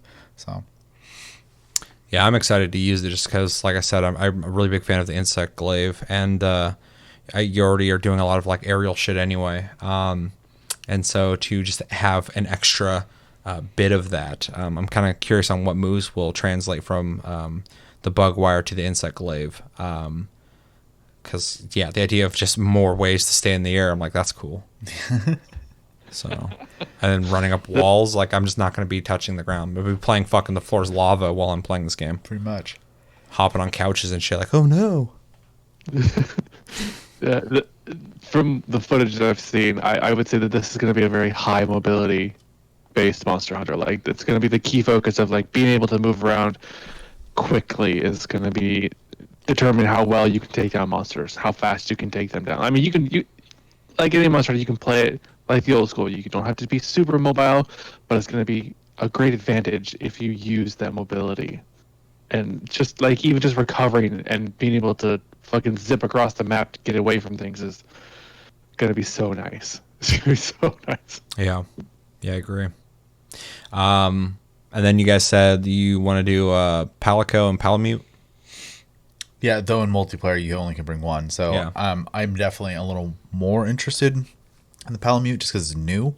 But at the end of the day, whichever one ends up actually just being more practical for me, that'll be my main at that point. So Yeah, if I'm playing solo, it's going to be hard to... I mean, I'll experiment with all of it, but it's going to be hard to not have a Palico and a Palamute because they're so different. To just have like a full party. It's really going to come down to what they each can do, what they bring to the table. Yeah. Because I know, like, in Generations, the Palicos had like 10 different like types of Palicos. There were like the bombing ones, and there was support ones, and the tank ones, and the frenzy ones, and it really depends on what these Palicos and Palamutes are going to bring to our table. Yeah, for sure. Yeah, anything else? no, I mean I'm just mostly just excited for them to be making another Monster Hunter in general, but just kind of going back to their roots a little bit in design philosophy and stuff like that, and being experimental. Because one thing I think Monster Hunter has been really good about over the years, even in like its main number series, is adding features and being experimental. And I think that really makes it a good way to look forward to the next Monster Hunter, because it's not just going to be the same. Because otherwise, you just do what World did, and you just keep adding stuff to it, right?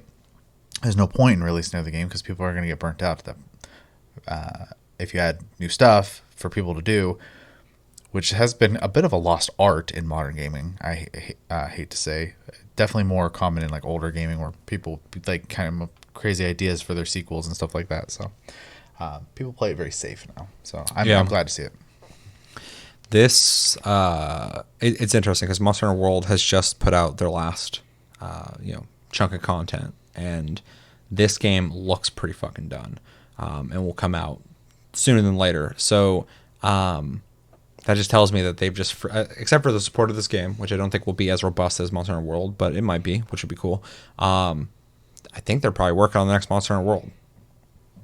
Now they're going to be freeing up all the resources. I also feel like they made a lot of money off Monster Hunter World, and Capcom's probably just like, what resources you need, you got it. So yeah. Just because, it seems like they're, this just came out, but it's pretty much almost done, it looks like. It looks pretty fucking finished. So, like, with those two projects being over, what are they doing now? Probably work on another Monster Hunter. And because Monster Hunter World did so good and they supported for so long, I think it's time that, they can add make a new one and add something new to this one that is, because you could have just kept supporting Monster Hunter World if you weren't going to add new mechanics, and nobody would complain. Gonna get next gen with ray tracing and stuff. Monster Hunter World be sick because Monster Hunter World's a good looking game. Yeah, so that's not something I used to be able to say back in the day, but Monster Hunter World is a very good looking game. So they're good looking in their own way. No, they're charming. I like the way it looks. Just like I like the way PSO looks and PSU and shit. Right. But graphically, on a technical level, I like the way EDF looks, and it looks like shit. But I love the way it looks. It's so fun. Yeah, it's dope. Yeah. Anything else? Monster Hunter. Let us know in the comments. What do you guys think about the mechanics that they talked about? Gaijin Hunter.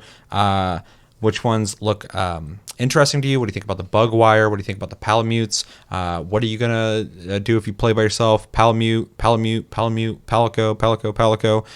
What setup do you think sounds the best? Are you excited for this game or are you not excited for this game? What do you think about the exclusivity of this game coming out on Switch? Do you have any issues with that? I know it's been a point of contention I've seen on Twitter quite a bit lately, only recently. And are you going to pick it up? Let me know everything you're thinking about in the comments below. It's that time again where we read your guys' comments and we respond to them. If you'd like for us to do this with your comment, for sure, make sure to type in hashtag AskTLG on your comment. Otherwise, I pick at random, which I will be doing right now. So no pressure. But if you're like, man, I'd really like them to respond to my stuff, hashtag AskTLG on your comment anywhere, and I will pick it because I go through these comments. Although I gotta be real with you guys. We've been getting like pretty regular amounts of really good comments, really fucking thorough, awesome comments. And I love all the comments you guys send. It's become kind of difficult with my schedule to respond to all of them. So a lot of times I might give you a short answer. I might just make sure to hit the heart button on it. I read it. I liked it. And I try and, the ones that really kind of bring the idea of a conversation, I try and pick those ones unless you guys put hashtag AskTLG. Just because I feel like in the nature of this channel, it's about the conversation, and I like having that. Even though sometimes you guys send some funny stuff too, and I like to just read those. So, so let's just jump in. We did an episode where we talked about Microsoft and the huge news of them buying Bethesda, which is gigantic, and then Blizzard co-founder creating Dreamhaven. We had a discussion there, and we got a comment from, I want to make sure this is all on screen, Minute Repeater saying, in reference to how Microsoft now owns Bethesda and some people having issues with them potentially keeping that from PlayStation, he says, keeping them multi-plat makes no sense. He's referring to essentially the companies they acquired. A sub is worth more than one-time purchase of PlayStation Gamer because as long as that Sony gamer has the option to play it on PlayStation, it won't get Game Pass. And small IPs won't pull in subs as ESO 6 will. I'm glad it already came out. Starfield is exclusive. Plus, Microsoft is focusing on the upcoming clash with the other tech giants. Yeah. Giga giants. I have zero sympathy for PlayStation gamers who whine about but love every time Sony presents new exclusive content. As for monopolies, yes, they are bad, but the world always has been ruled by monopolies. And indeed, there are valid concerns, but most of those do not stem from a genuine concern but from a double standard against Microsoft Xbox. In a perfect world, we wouldn't have exclusives, but we aren't living in such a world. As Xbox gamer, I'm thrilled to finally see them making these commitments. I know I sound annoyed, which isn't aimed towards you guys. Thank you. But the level of hypocrisy from gaming news outlets, YouTubers, and gamers really rubs me the wrong way, which I agree with you on that. I'm just going to already hop in here a little bit, that I think these conversations aren't conducted well. I think you can agree or disagree on these things and still have a conversation and still come out not agreeing. That's fine. But people are very adamant about planting their flag on their hill and defending it to the death. And it's really annoying because you can't have these conversations. Let's see. Microsoft first-party studios have creative freedom. For example, both Obsidian and Ninja Theory demanded this. Same goes for keeping their employees and company culture, etc. Ninja Theory even contractual negotiated. They didn't want to have to bother or install microtransactions into the single-player games, which is good to know. And Microsoft accepted this next to all Ninja's demands. I find a lot of the worries as hypocrite as can be, because if Sony bought, though I don't know with what money, they would have slapped that exclusive label on it before ink dried, which you're correct on that for sure. They would have been praised for it, but somehow it's bad when Microsoft does it. From all the parties who were interested, Microsoft was the best option. As for Dreamhaven, I hope the will become successful and they stick to their statements. They only will accept investors who share their core values, and that the big man will never sell the studio. I'm sure he is already financially independent, so there is hope that they will stick to this. And I agree when it comes to the Toonie games. Honestly, I'm tired of games need to be family wholesome. I like to see more games which are made for adults, like CD Projekt Red does. So pretty much, what do we think about what they're saying when it comes to Xbox acquisition, when it comes to them potentially locking their games into only PC and Xbox and not allowing them on PlayStation? Is it fair? Is it not fair? Does it make sense? And with Dreamhaven, he pretty much just agrees with us on that, but, saying that the investors have to have the same core values. Hopefully they stick to that. All companies start out really good, and then as they get really popular and start making a lot of money, as they get rich, they have to start changing the way their company runs. It's just the way the game is played. So that's pretty much what I have to say on that. I agree with you otherwise when it comes to the Dreamhaven and CD Projekt Red thing. I also agree when it comes to tired of games being family wholesome. I think there's a place for all that. There used to be, kids games, family games, mature games, all that stuff. And it seems like a lot of mature games are now starting to just become like for everyone, which games should be for everyone. But like, I also wish people would have the balls to just go full out if they want to make like a mature game. It's like when rated R movies almost disappeared. For a while there, yeah. And then like Deadpool came out and people were like, oh, it's so cool to have a rated R movie again. I'm like, this is so weird. Yeah. That's like a conversation. And John Wick and stuff. Like, people for a while there, everything was PG-13 because they want everyone to watch it. They want to sell it to like billions of people. Yeah. And it's like, food. It all starts becoming bland and similar because they got the secret fucking flavor that just always works. But that gets boring. So, yeah, I agree with that. But when it comes to the exclusivity, what do we think? I kind of agree with the zero sympathy for. I'm not even going to specifically say PlayStation, though. In this instance, they are the ones doing this. Sony ponies. But I have zero sympathy for anyone who has a team, and everything their team does is good. Everything the other team does, that's exactly the same thing, and all of a sudden is bad. Like, that's just not a good mentality to have. Period. So. I do think that Microsoft buying these studios at this point, whatever deal they made with those studios, and they decide to make exclusives, it is completely fair and within their rights because they now own that. Mm-hmm. It may not be like necessarily consumer friendly for the mass of gamers, but it's in their interest to give you a reason to come use their product. Whether you like that or not, that's just the reality of the situation. And so when I see stuff like this, it's not surprising to me, right? I don't have any like strong opinion about it. Like I'm going to have the option to play these games on Game Pass, right? If I want to play it, it'll be on PC because Microsoft wants you to play their games. Yeah. It might be a Microsoft exclusive, but it's going to be exclusive to their services, which they want to shove on smart toasters if Yep. they could. I mean, like, Refrigerators, dryers. they want you to have access. So I'm not too worried about that, Your especially Tesla. because you can get Game Pass on PC for like $5 a month. So Yeah, and 15 for the ultimate. yeah, and if you want to play Elder Scrolls 6 and you know you're going to crack out for 30 days, $5 is cheaper than 60. You know what's amazing is like if you don't have like for whatever reason, whether you just don't want to be spending the money on games every month or like if you don't have the budget, $15 once a month every month is a fourth of the price of a game, and you have access to so many games. That's the It's argument I crazy. always gave for MMOs. If you're going to be playing this that much, it's worth the price of admission. Yeah. So The only thing is, and there's articles on this, so I would suggest people look it up if they don't believe me, but there's been many times where Microsoft has come out and said that Game Pass isn't that profitable for them. But they've been playing the long game for so long that they're trying to build an infrastructure where you are just part of their ecosystem. And so the money you spend is going to them. It's guaranteed. Mm-hmm. But people on Twitter a lot of times argue, and they're like, you know how much fucking money Game Pass is making off subscriptions? And I'm like, not as much as you think, because How could it? What they charge is insanely cheap. Yeah. Insanely cheap, and it's an awesome deal for fucking consumers.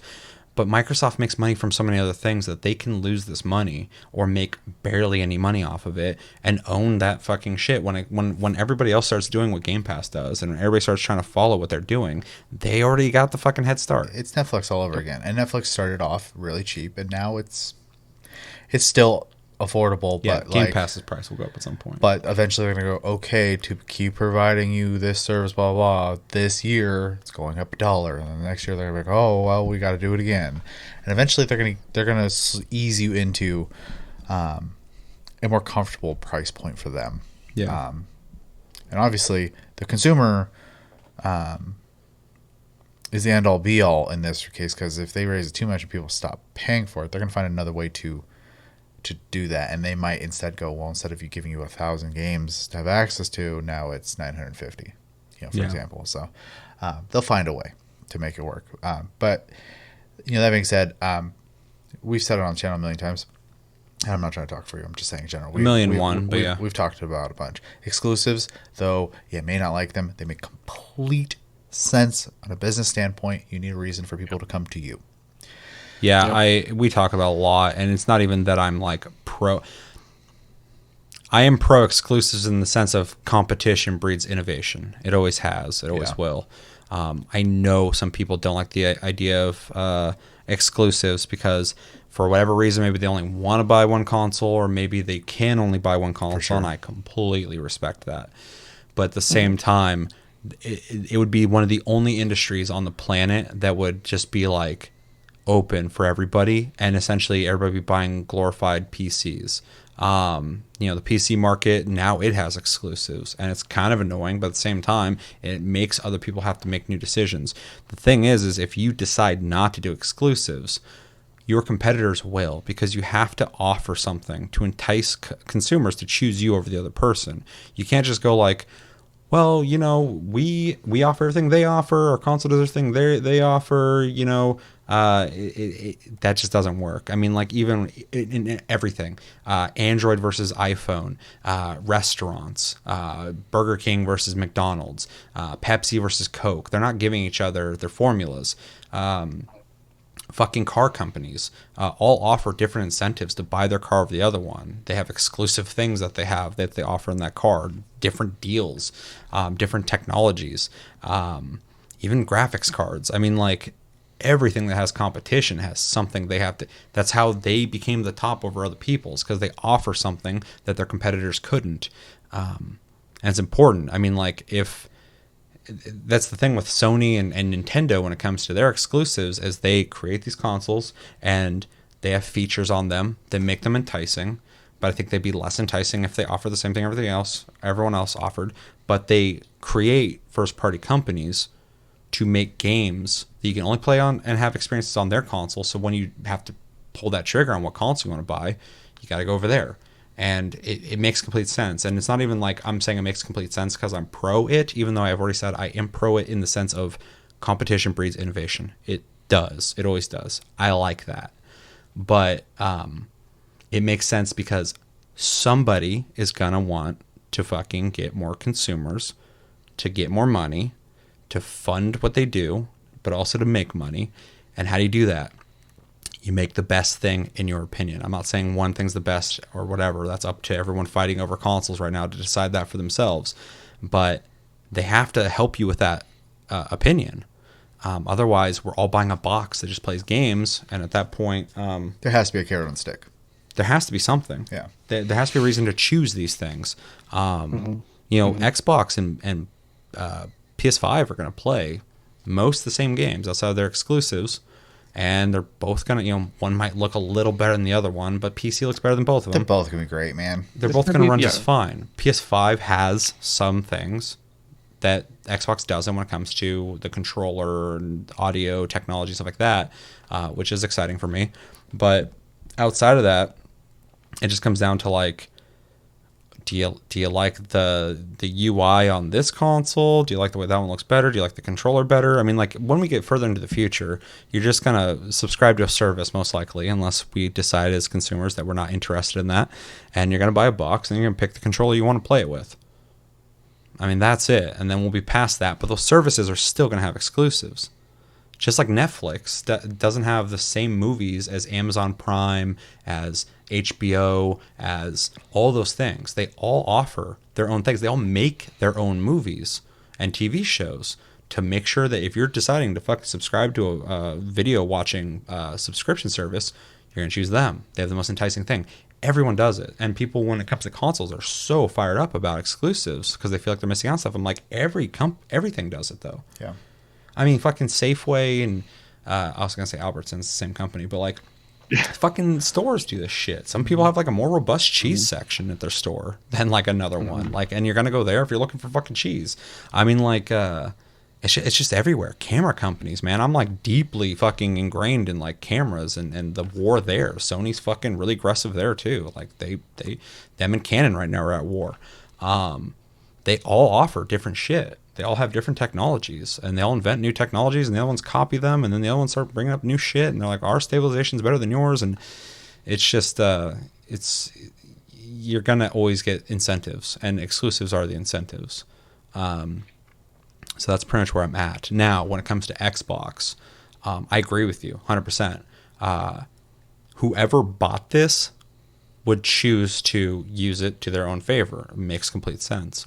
I think the big argument, it's not my argument, it is a slight concern, but I think the big argument is first-party companies are typically created from the company as a way to incentivize things. Bethesda's existed in the gaming atmosphere for a long time, and people have become very comfortable with that company, and they expect when those games come out to be on everything. They've just had that example set for them for a long time, and now the idea of somebody owning that and deciding certain people don't get to play it now, I think some people feel that's unfair, which I understand where they're coming from. The same thing when people think exclusives are unfair. It's just kind of a different way of doing it, of not creating your own company, but just purchasing companies that already exist, that already have established fan bases. Is it smart? 100%. It's going to be beneficial? 100%. Would Sony do the same thing? Yes. So it's not even like, I do see people bitching about it. So I agree with you. People whining about it. It's the same people who whine about PS4 exclusives. I mean, like, people are just not getting what they want, and I get it. But I think this is a very, very smart move by Xbox. My only concern is if you're a giant company like Microsoft, you can start buying up any companies, really, that can benefit you, that already exist. I think it's a slippery slope, because I know you said monopolies exist. I agree. I don't like it. I still don't like it. Even if they exist, I don't fucking like it. I don't support them. I think it's an unfair thing when it comes to the competition of companies to do that. I also think it's lazy in a sense, because I think it's more exciting when you build passionate companies under you. Buying passionate companies is smart as well, but and that's been kind of what Xbox has been doing, Microsoft has been doing. They've bought a lot of companies lately. It's very smart, and they're all very creative companies. But yeah, I think people are just more on board if Xbox was to like create like 343, like they did. But they have a long history of acquiring things anyway, and not just Xbox, Microsoft. Microsoft acquires things all the time. Yeah. I think it gets and people are out there saying that they should buy Sony and shit. And I'm like, first off, Sony's not just PlayStation. People always talk about like it's just PlayStation. It's not. Somebody's making a joke about like, what if Apple just buys Sony? I'm like, I don't know if it's that simple. I don't know if Sony would be up for grabs. I mean, they could try a takeover, but like, I think that'd be a hard battle to win. Sony competes with Nintendo, I think, for being like the biggest Japanese company. So they're huge. They make TVs, they make cameras, they own the camera market. Canon's been doing pretty decent lately with the R5 and shit, but Sony's just been owning that shit for like 6 years. Their consoles sell more than anybody's. So I mean, Sony does really well, and they're very, very aggressive and competitive. But again, going back, I said Microsoft needs to bring it this generation, and it seems like they are. They're doing it in their way, though. They're not doing it in the expected way that I was hoping, that they would create companies, but they are buying companies, and these companies are going to make games. They're going to work great and work for Xbox and Game Pass great. So it's going to be interesting, but they are getting their shit together this generation. I think they're going to do a lot better this generation than last. I think the Xbox One and Xbox One X was their PS3, and Sony had to go through that as well to learn their lessons to make the awesome PS4. Just like I think the mistakes that they made with the last Xbox in some ways, especially when they first announced it and they said a lot of shit people didn't like, I think they're going to make up for that in this next generation. So. Yeah, I had a lot to say on that. Chris, anything you want to add? There's been a lot of talk lately of people not liking exclusives, but like if you really look at the history of video games and consoles, they've always had exclusives. Like that's literally been the thing from day one. So the shock and surprise that people have about the exclusiveness it always confuses me where it's coming from. I mean, Nintendo has Mario. You don't see it on any other console. It's on PlayStation. It's on Xbox or Microsoft games. They're not going to share that. It's exclusive to them. Yeah, and like you said, that's how you Mario. get people to buy those consoles. That's how you get people to invest in your product. And it sucks that Microsoft bought Bethesda and people are used to Bethesda games being on everything, available for everybody and everything. But financially, like we said, it's a smart thing. The community is already established for those games, and to make them exclusive for your consoles or your systems is just great business ventures. It's just a smart thing to do. And I would be shocked if they had continued to allow all the other systems and all the other companies to access that information. It would be them developing their games, Bethesda games, and then being like, okay, well here, you can use this and make money off of it. It doesn't make any sense. It doesn't make any sense at all. Well, again, I have to remind people when it comes to, like, when you're saying Mario's not going anywhere, that's Nintendo. That's their fucking trademark. They're not going to put that on everything. It may go to PC. I see a future where the consoles start putting their games on PC more, possibly, but Nintendo is not going to need to do that anytime soon. People who love Nintendo embrace Nintendo. People who play Nintendo, I know a lot of people who don't play anything else except for Nintendo games. But it's like, if I went to like Six Flags or something and I'm like, where's Mickey Mouse at? They should have Mickey Mouse at this theme park. And they're like, well, that's Disney. I'm like, well, that's stupid. I want Mickey Mouse here. Or if I went to Disneyland and they didn't have a ride that's at Six Flags, like, well, why don't they have that right here? It's because they're trying to get you to go to that fucking place. Just like when you go to Disneyland, they're trying to get you to fucking go there because they have this experience there that you can only have there. Or Universal for Harry Potter Land, for example. Yeah, So. yeah, all that shit. Right. I mean, like, it's just, I could go for days when it comes to exclusives. I mean, everything is exclusive. I know Microsoft has this idea of the future where, like, Game Pass is everywhere, and you give them money through Game Pass, which they're already really, that shit's spreading like fucking what Game Pass offers you and how easy it is to access is already there. So, and I mean, even though it's not up to them, Game Pass is an exclusive. That's an Xbox experience. Even on PC, even though it is a PC experience as well, you can only get that through Xbox. And Xbox makes all the money from that. if you're doing anything through Game Pass, or if you're buying deals through Game Pass, because you have Xbox Live Ultimate and you're getting deals on buying games and stuff like that. I mean, like that's their infrastructure. That's an exclusive Xbox thing. Even if it was on a PS4, Xbox exclusively is still making money off that, whereas PlayStation's not making shit off of Xbox's stuff. So I mean, like, they're just going a different route. But all in all, just the Bethesda thing, I agree. People whining about it. It sucks for people, but so do exclusives for people. Are they right or wrong? I don't think they're wrong. Yeah. It's just how it is. It's business. It makes sense. It's just another factor you got to take into consideration before buying the hardware. So Yeah. or in this case, the service as well. And But me being pro exclusive, that fucking sinful point of view, I would love them to buy some companies and start putting the games only on the fucking Xbox. So I have to buy an Xbox. So I don't got to buy shit. yeah, I would say I've had an Xbox One for most of its life, and I think I've used it for games Twice. 3 times. In years. It literally sits and collects dust. Yeah. Which is really sad because I would like to use it. I guess I technically use it today as a means to watch Crunchyroll. So I mean, I use the controller on my PC. yeah.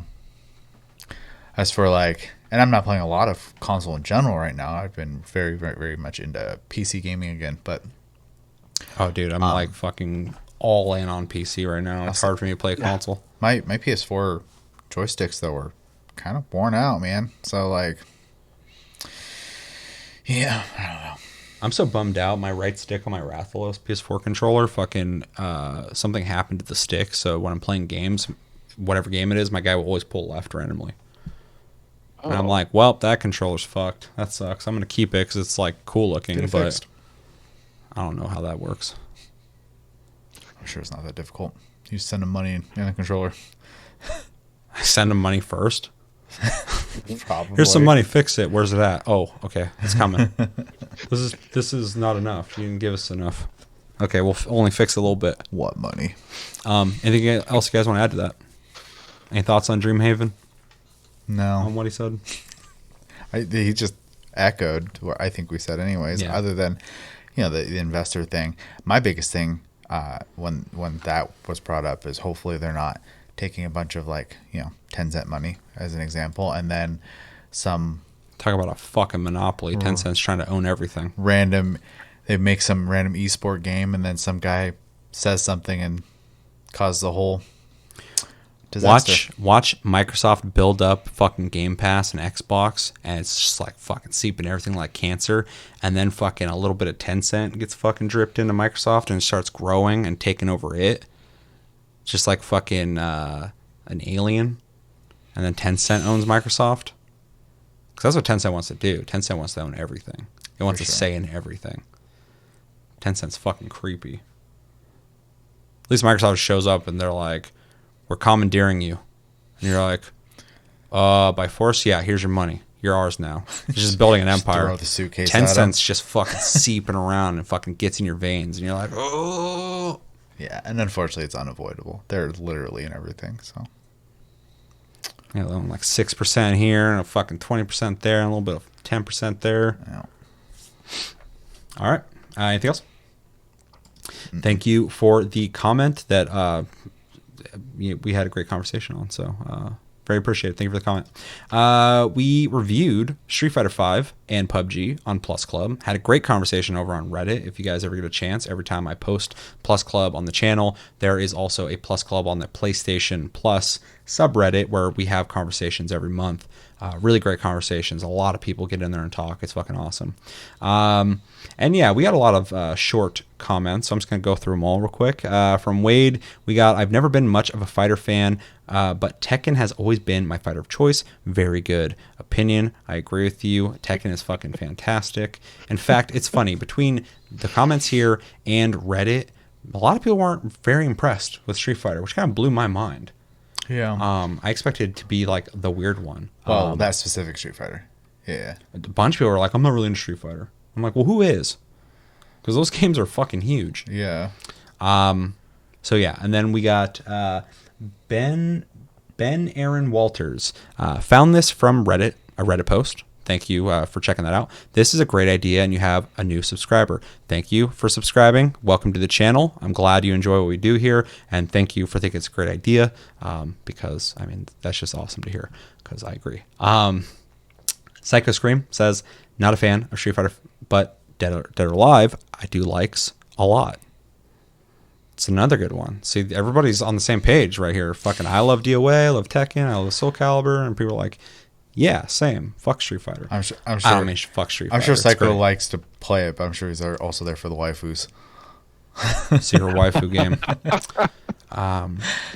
Wade also says, as a veteran, I can confirm that they did in fact teach us how to do that inverted kick. I do it all the time, which was in reference to when I said Guile obviously was taught, like everybody in the military, how to do that upside down fucking kick. That's very impressive to me. Did not go to the military, so I didn't learn that. But as you can see, even after you leave the military, you're still using those tricks you learned. I was telling him, fucking, like, you know, when you're at the store and something's like kind of high up on a shelf, you just go whack upside down and fucking kick it off. Makes complete sense They to me. used to break apart a car and a brick wall and shit in the game. So Yeah, when you're like out in the parking lot and someone parks their car in front of yours to get out, you start just breaking their fucking car down. Makes sense. I mean, I always buzz barrels in a wine cellar every time I go to a restaurant. We got JCast39 saying the controversy with facial models was Cammy, I think. Maybe, but I feel like, and this is the weird thing, I Googled it, I can't find it anywhere. Any of the facial controversies. how do you delete stuff off the internet? I don't know. Well, Google fucking gives you access to what they want you to look at. So maybe if I go to fucking DuckDuckGo, or what the fuck is it called? You can probably go to Bing, but then you probably just get Rule 34. I'm not fucking going to Bing. Yeah, Bing's just a weird pervert place.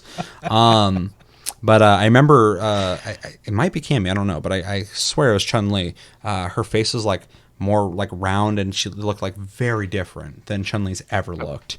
And everybody was like, what the fuck?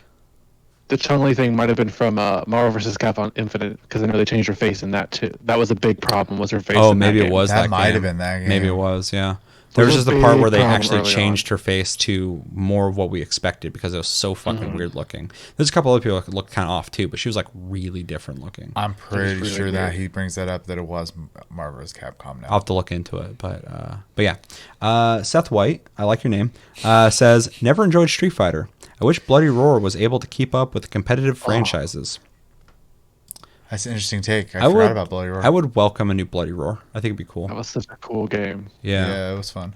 It needs something refined about it to make it really stand out outside of just having, you know, the fucking dinosaurs and the monkey and stuff. But Well, like, we only have Mortal Kombat. Or am I thinking that's of- willing to get crazy? wait, Bloody Roar. Maybe I'm The thinking of one the where wrong you're game. human and you shift into beast mode. Yeah, you're right. Because they're like the werewolf people and shit in that. Yeah. Yeah. Okay. What were you saying?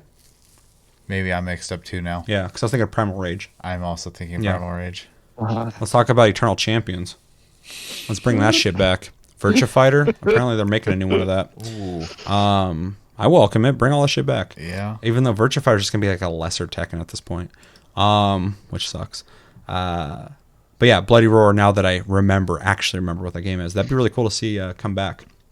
And then we got Runty saying, Seth, we have the same taste in fighting games, which is very cool to hear. It seems like most people here have the same taste in fighting games. Apparently, no love for Street Fighter. Shell says, I didn't play Street Fighter V. I am not a fan of Street Fighter in general, but I know that Street Fighter V had a paywall and have heard that it felt gross. It did feel gross. I can't stand that stuff, so I saved myself the headache and skipped it. Based on all your impressions, it seems like I made the right choice. I wasn't interested in playing PUBG on console, so I skipped that too. Disappointing month for me, which is something I kept seeing on Reddit as well.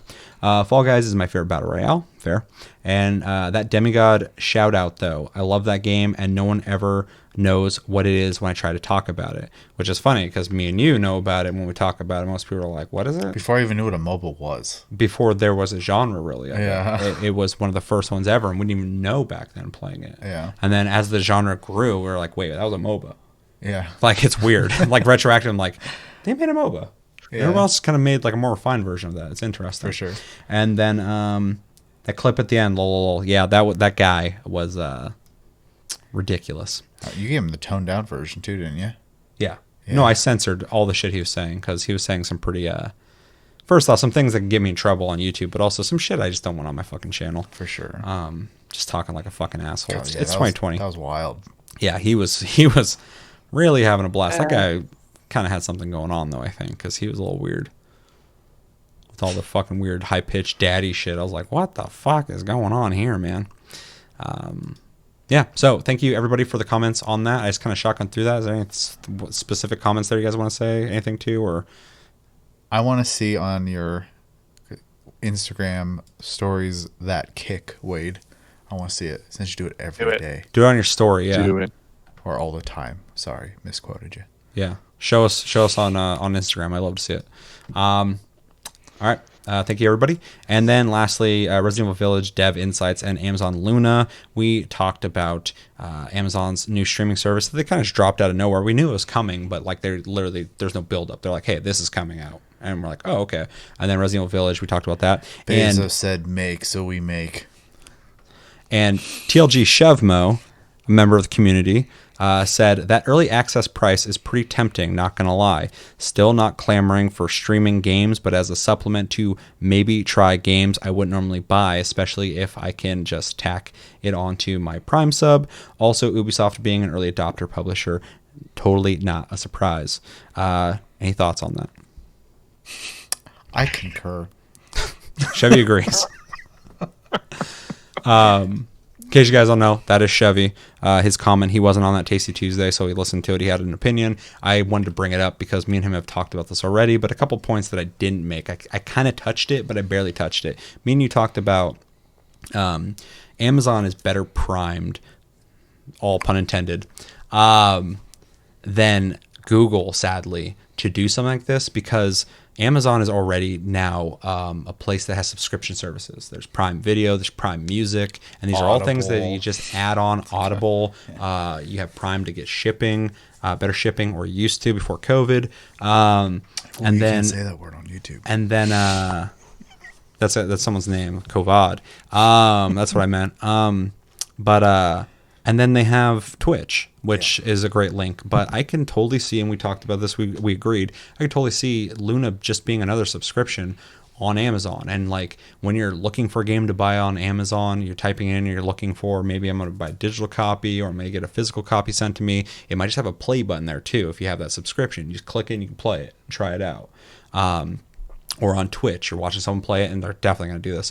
You can just play it from there. It makes complete sense. I think it's a really smart thing for them to do, and they're going to let you use your PS4, Xbox, PS5 controllers, all that shit. So, like, literally, just charge about the same as they charge for their other subscription services, and you just have this whole suite of subscriptions out of Amazon, and it's just, like, genius. And I think that they are going to do a much better job than Google. So, kind of, what you're talking about. Where did you say it? Tack it on to my Prime sub. So I agree with that. And then also when you're saying streaming games to maybe try a game and not just go out and buy it, this is a great point too, because I literally recently have been fucking around with PlayStation Now, and I can't see myself using it to play games in that way, but I do use it to try games out a lot. And it's very cool. Just like Game Pass, I try out games and I'm not buying them.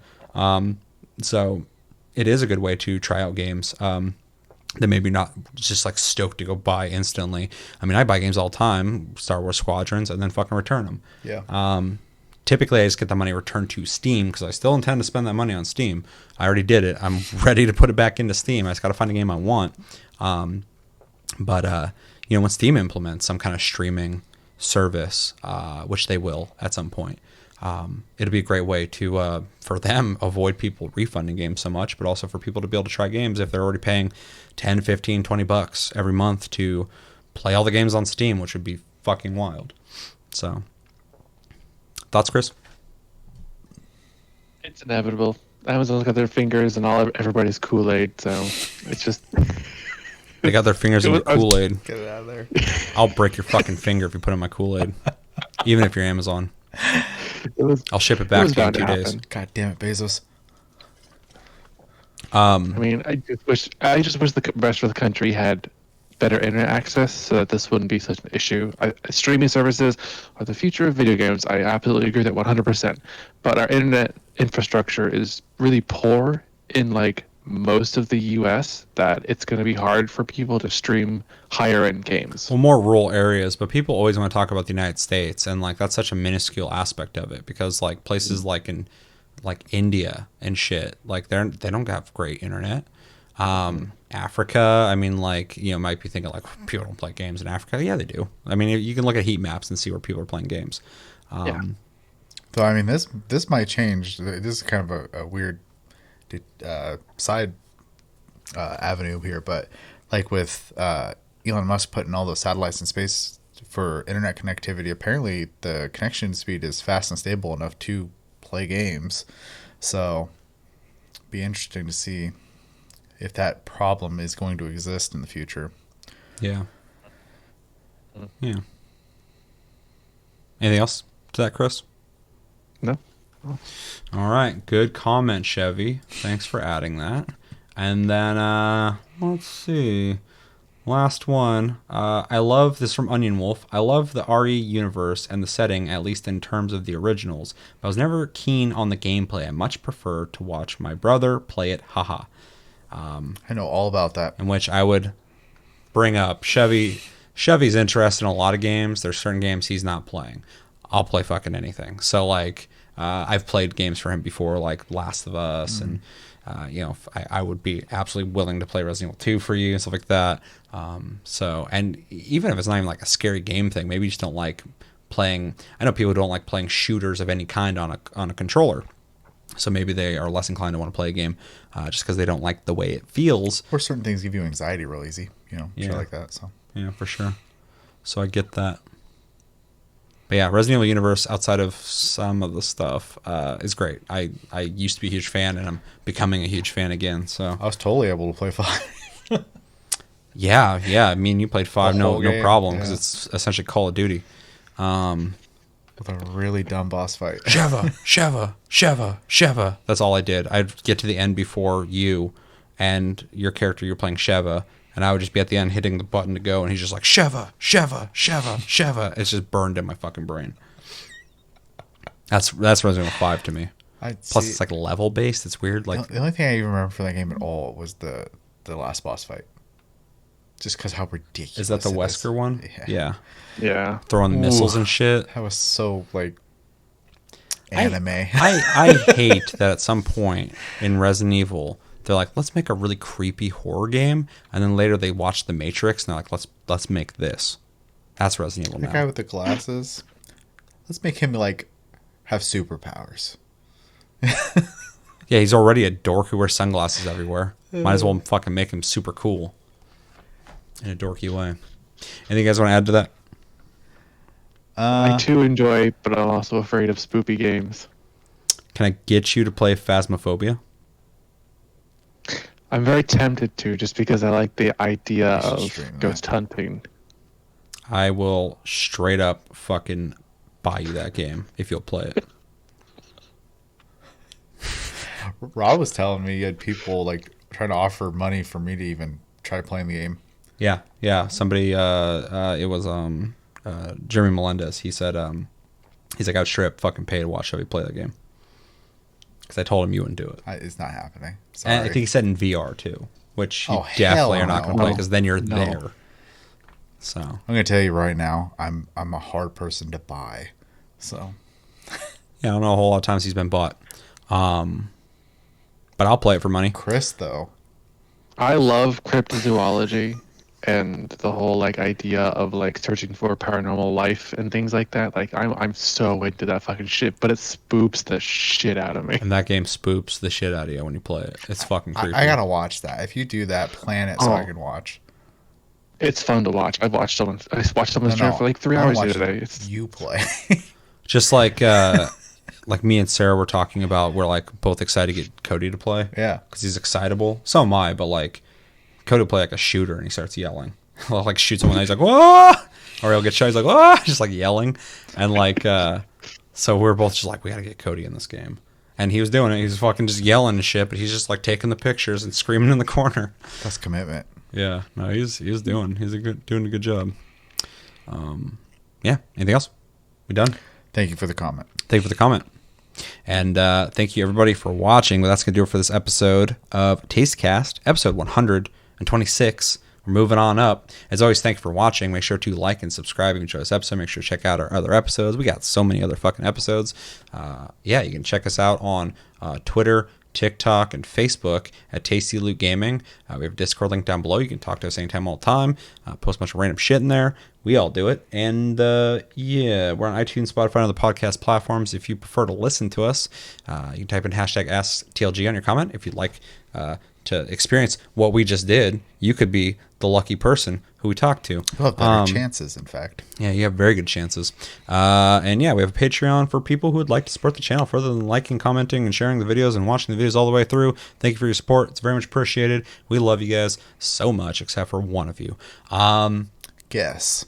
Yeah, try and figure that out. We're getting close to 2,000 too. It's gonna get a little harder as we grow. And with that, please do us a favor: share these videos, tell people about it. People you want to get into these conversations, a community about having nuanced conversations about games where you can have any positive or negative view on anything. It's all welcome as long as it's productive. If you know somebody who wants to get in on those kind of conversations when it comes to gaming, Tasty Loot Gaming is the place. It's like one of the only places. And I know it's my channel. It sounds bold. There's not a whole lot of channels doing this, man. It's annoying. Everyone's just ready to hate on shit. So Also, if you have a long commute. yeah. If you got some fucking time to burn, we did it. We burned a lot of time, and you can do it with us. So yeah. Thanks for all the support, and hopefully we'll hit 2,000 subscribers by the end of the year. Be fucking dope as shit. My name's Seth. I'm Chevy. I'm Chris. Until next episode, which will be Tasty Tuesday. Have a good weekend or week or whatever time you're experiencing, and take it easy.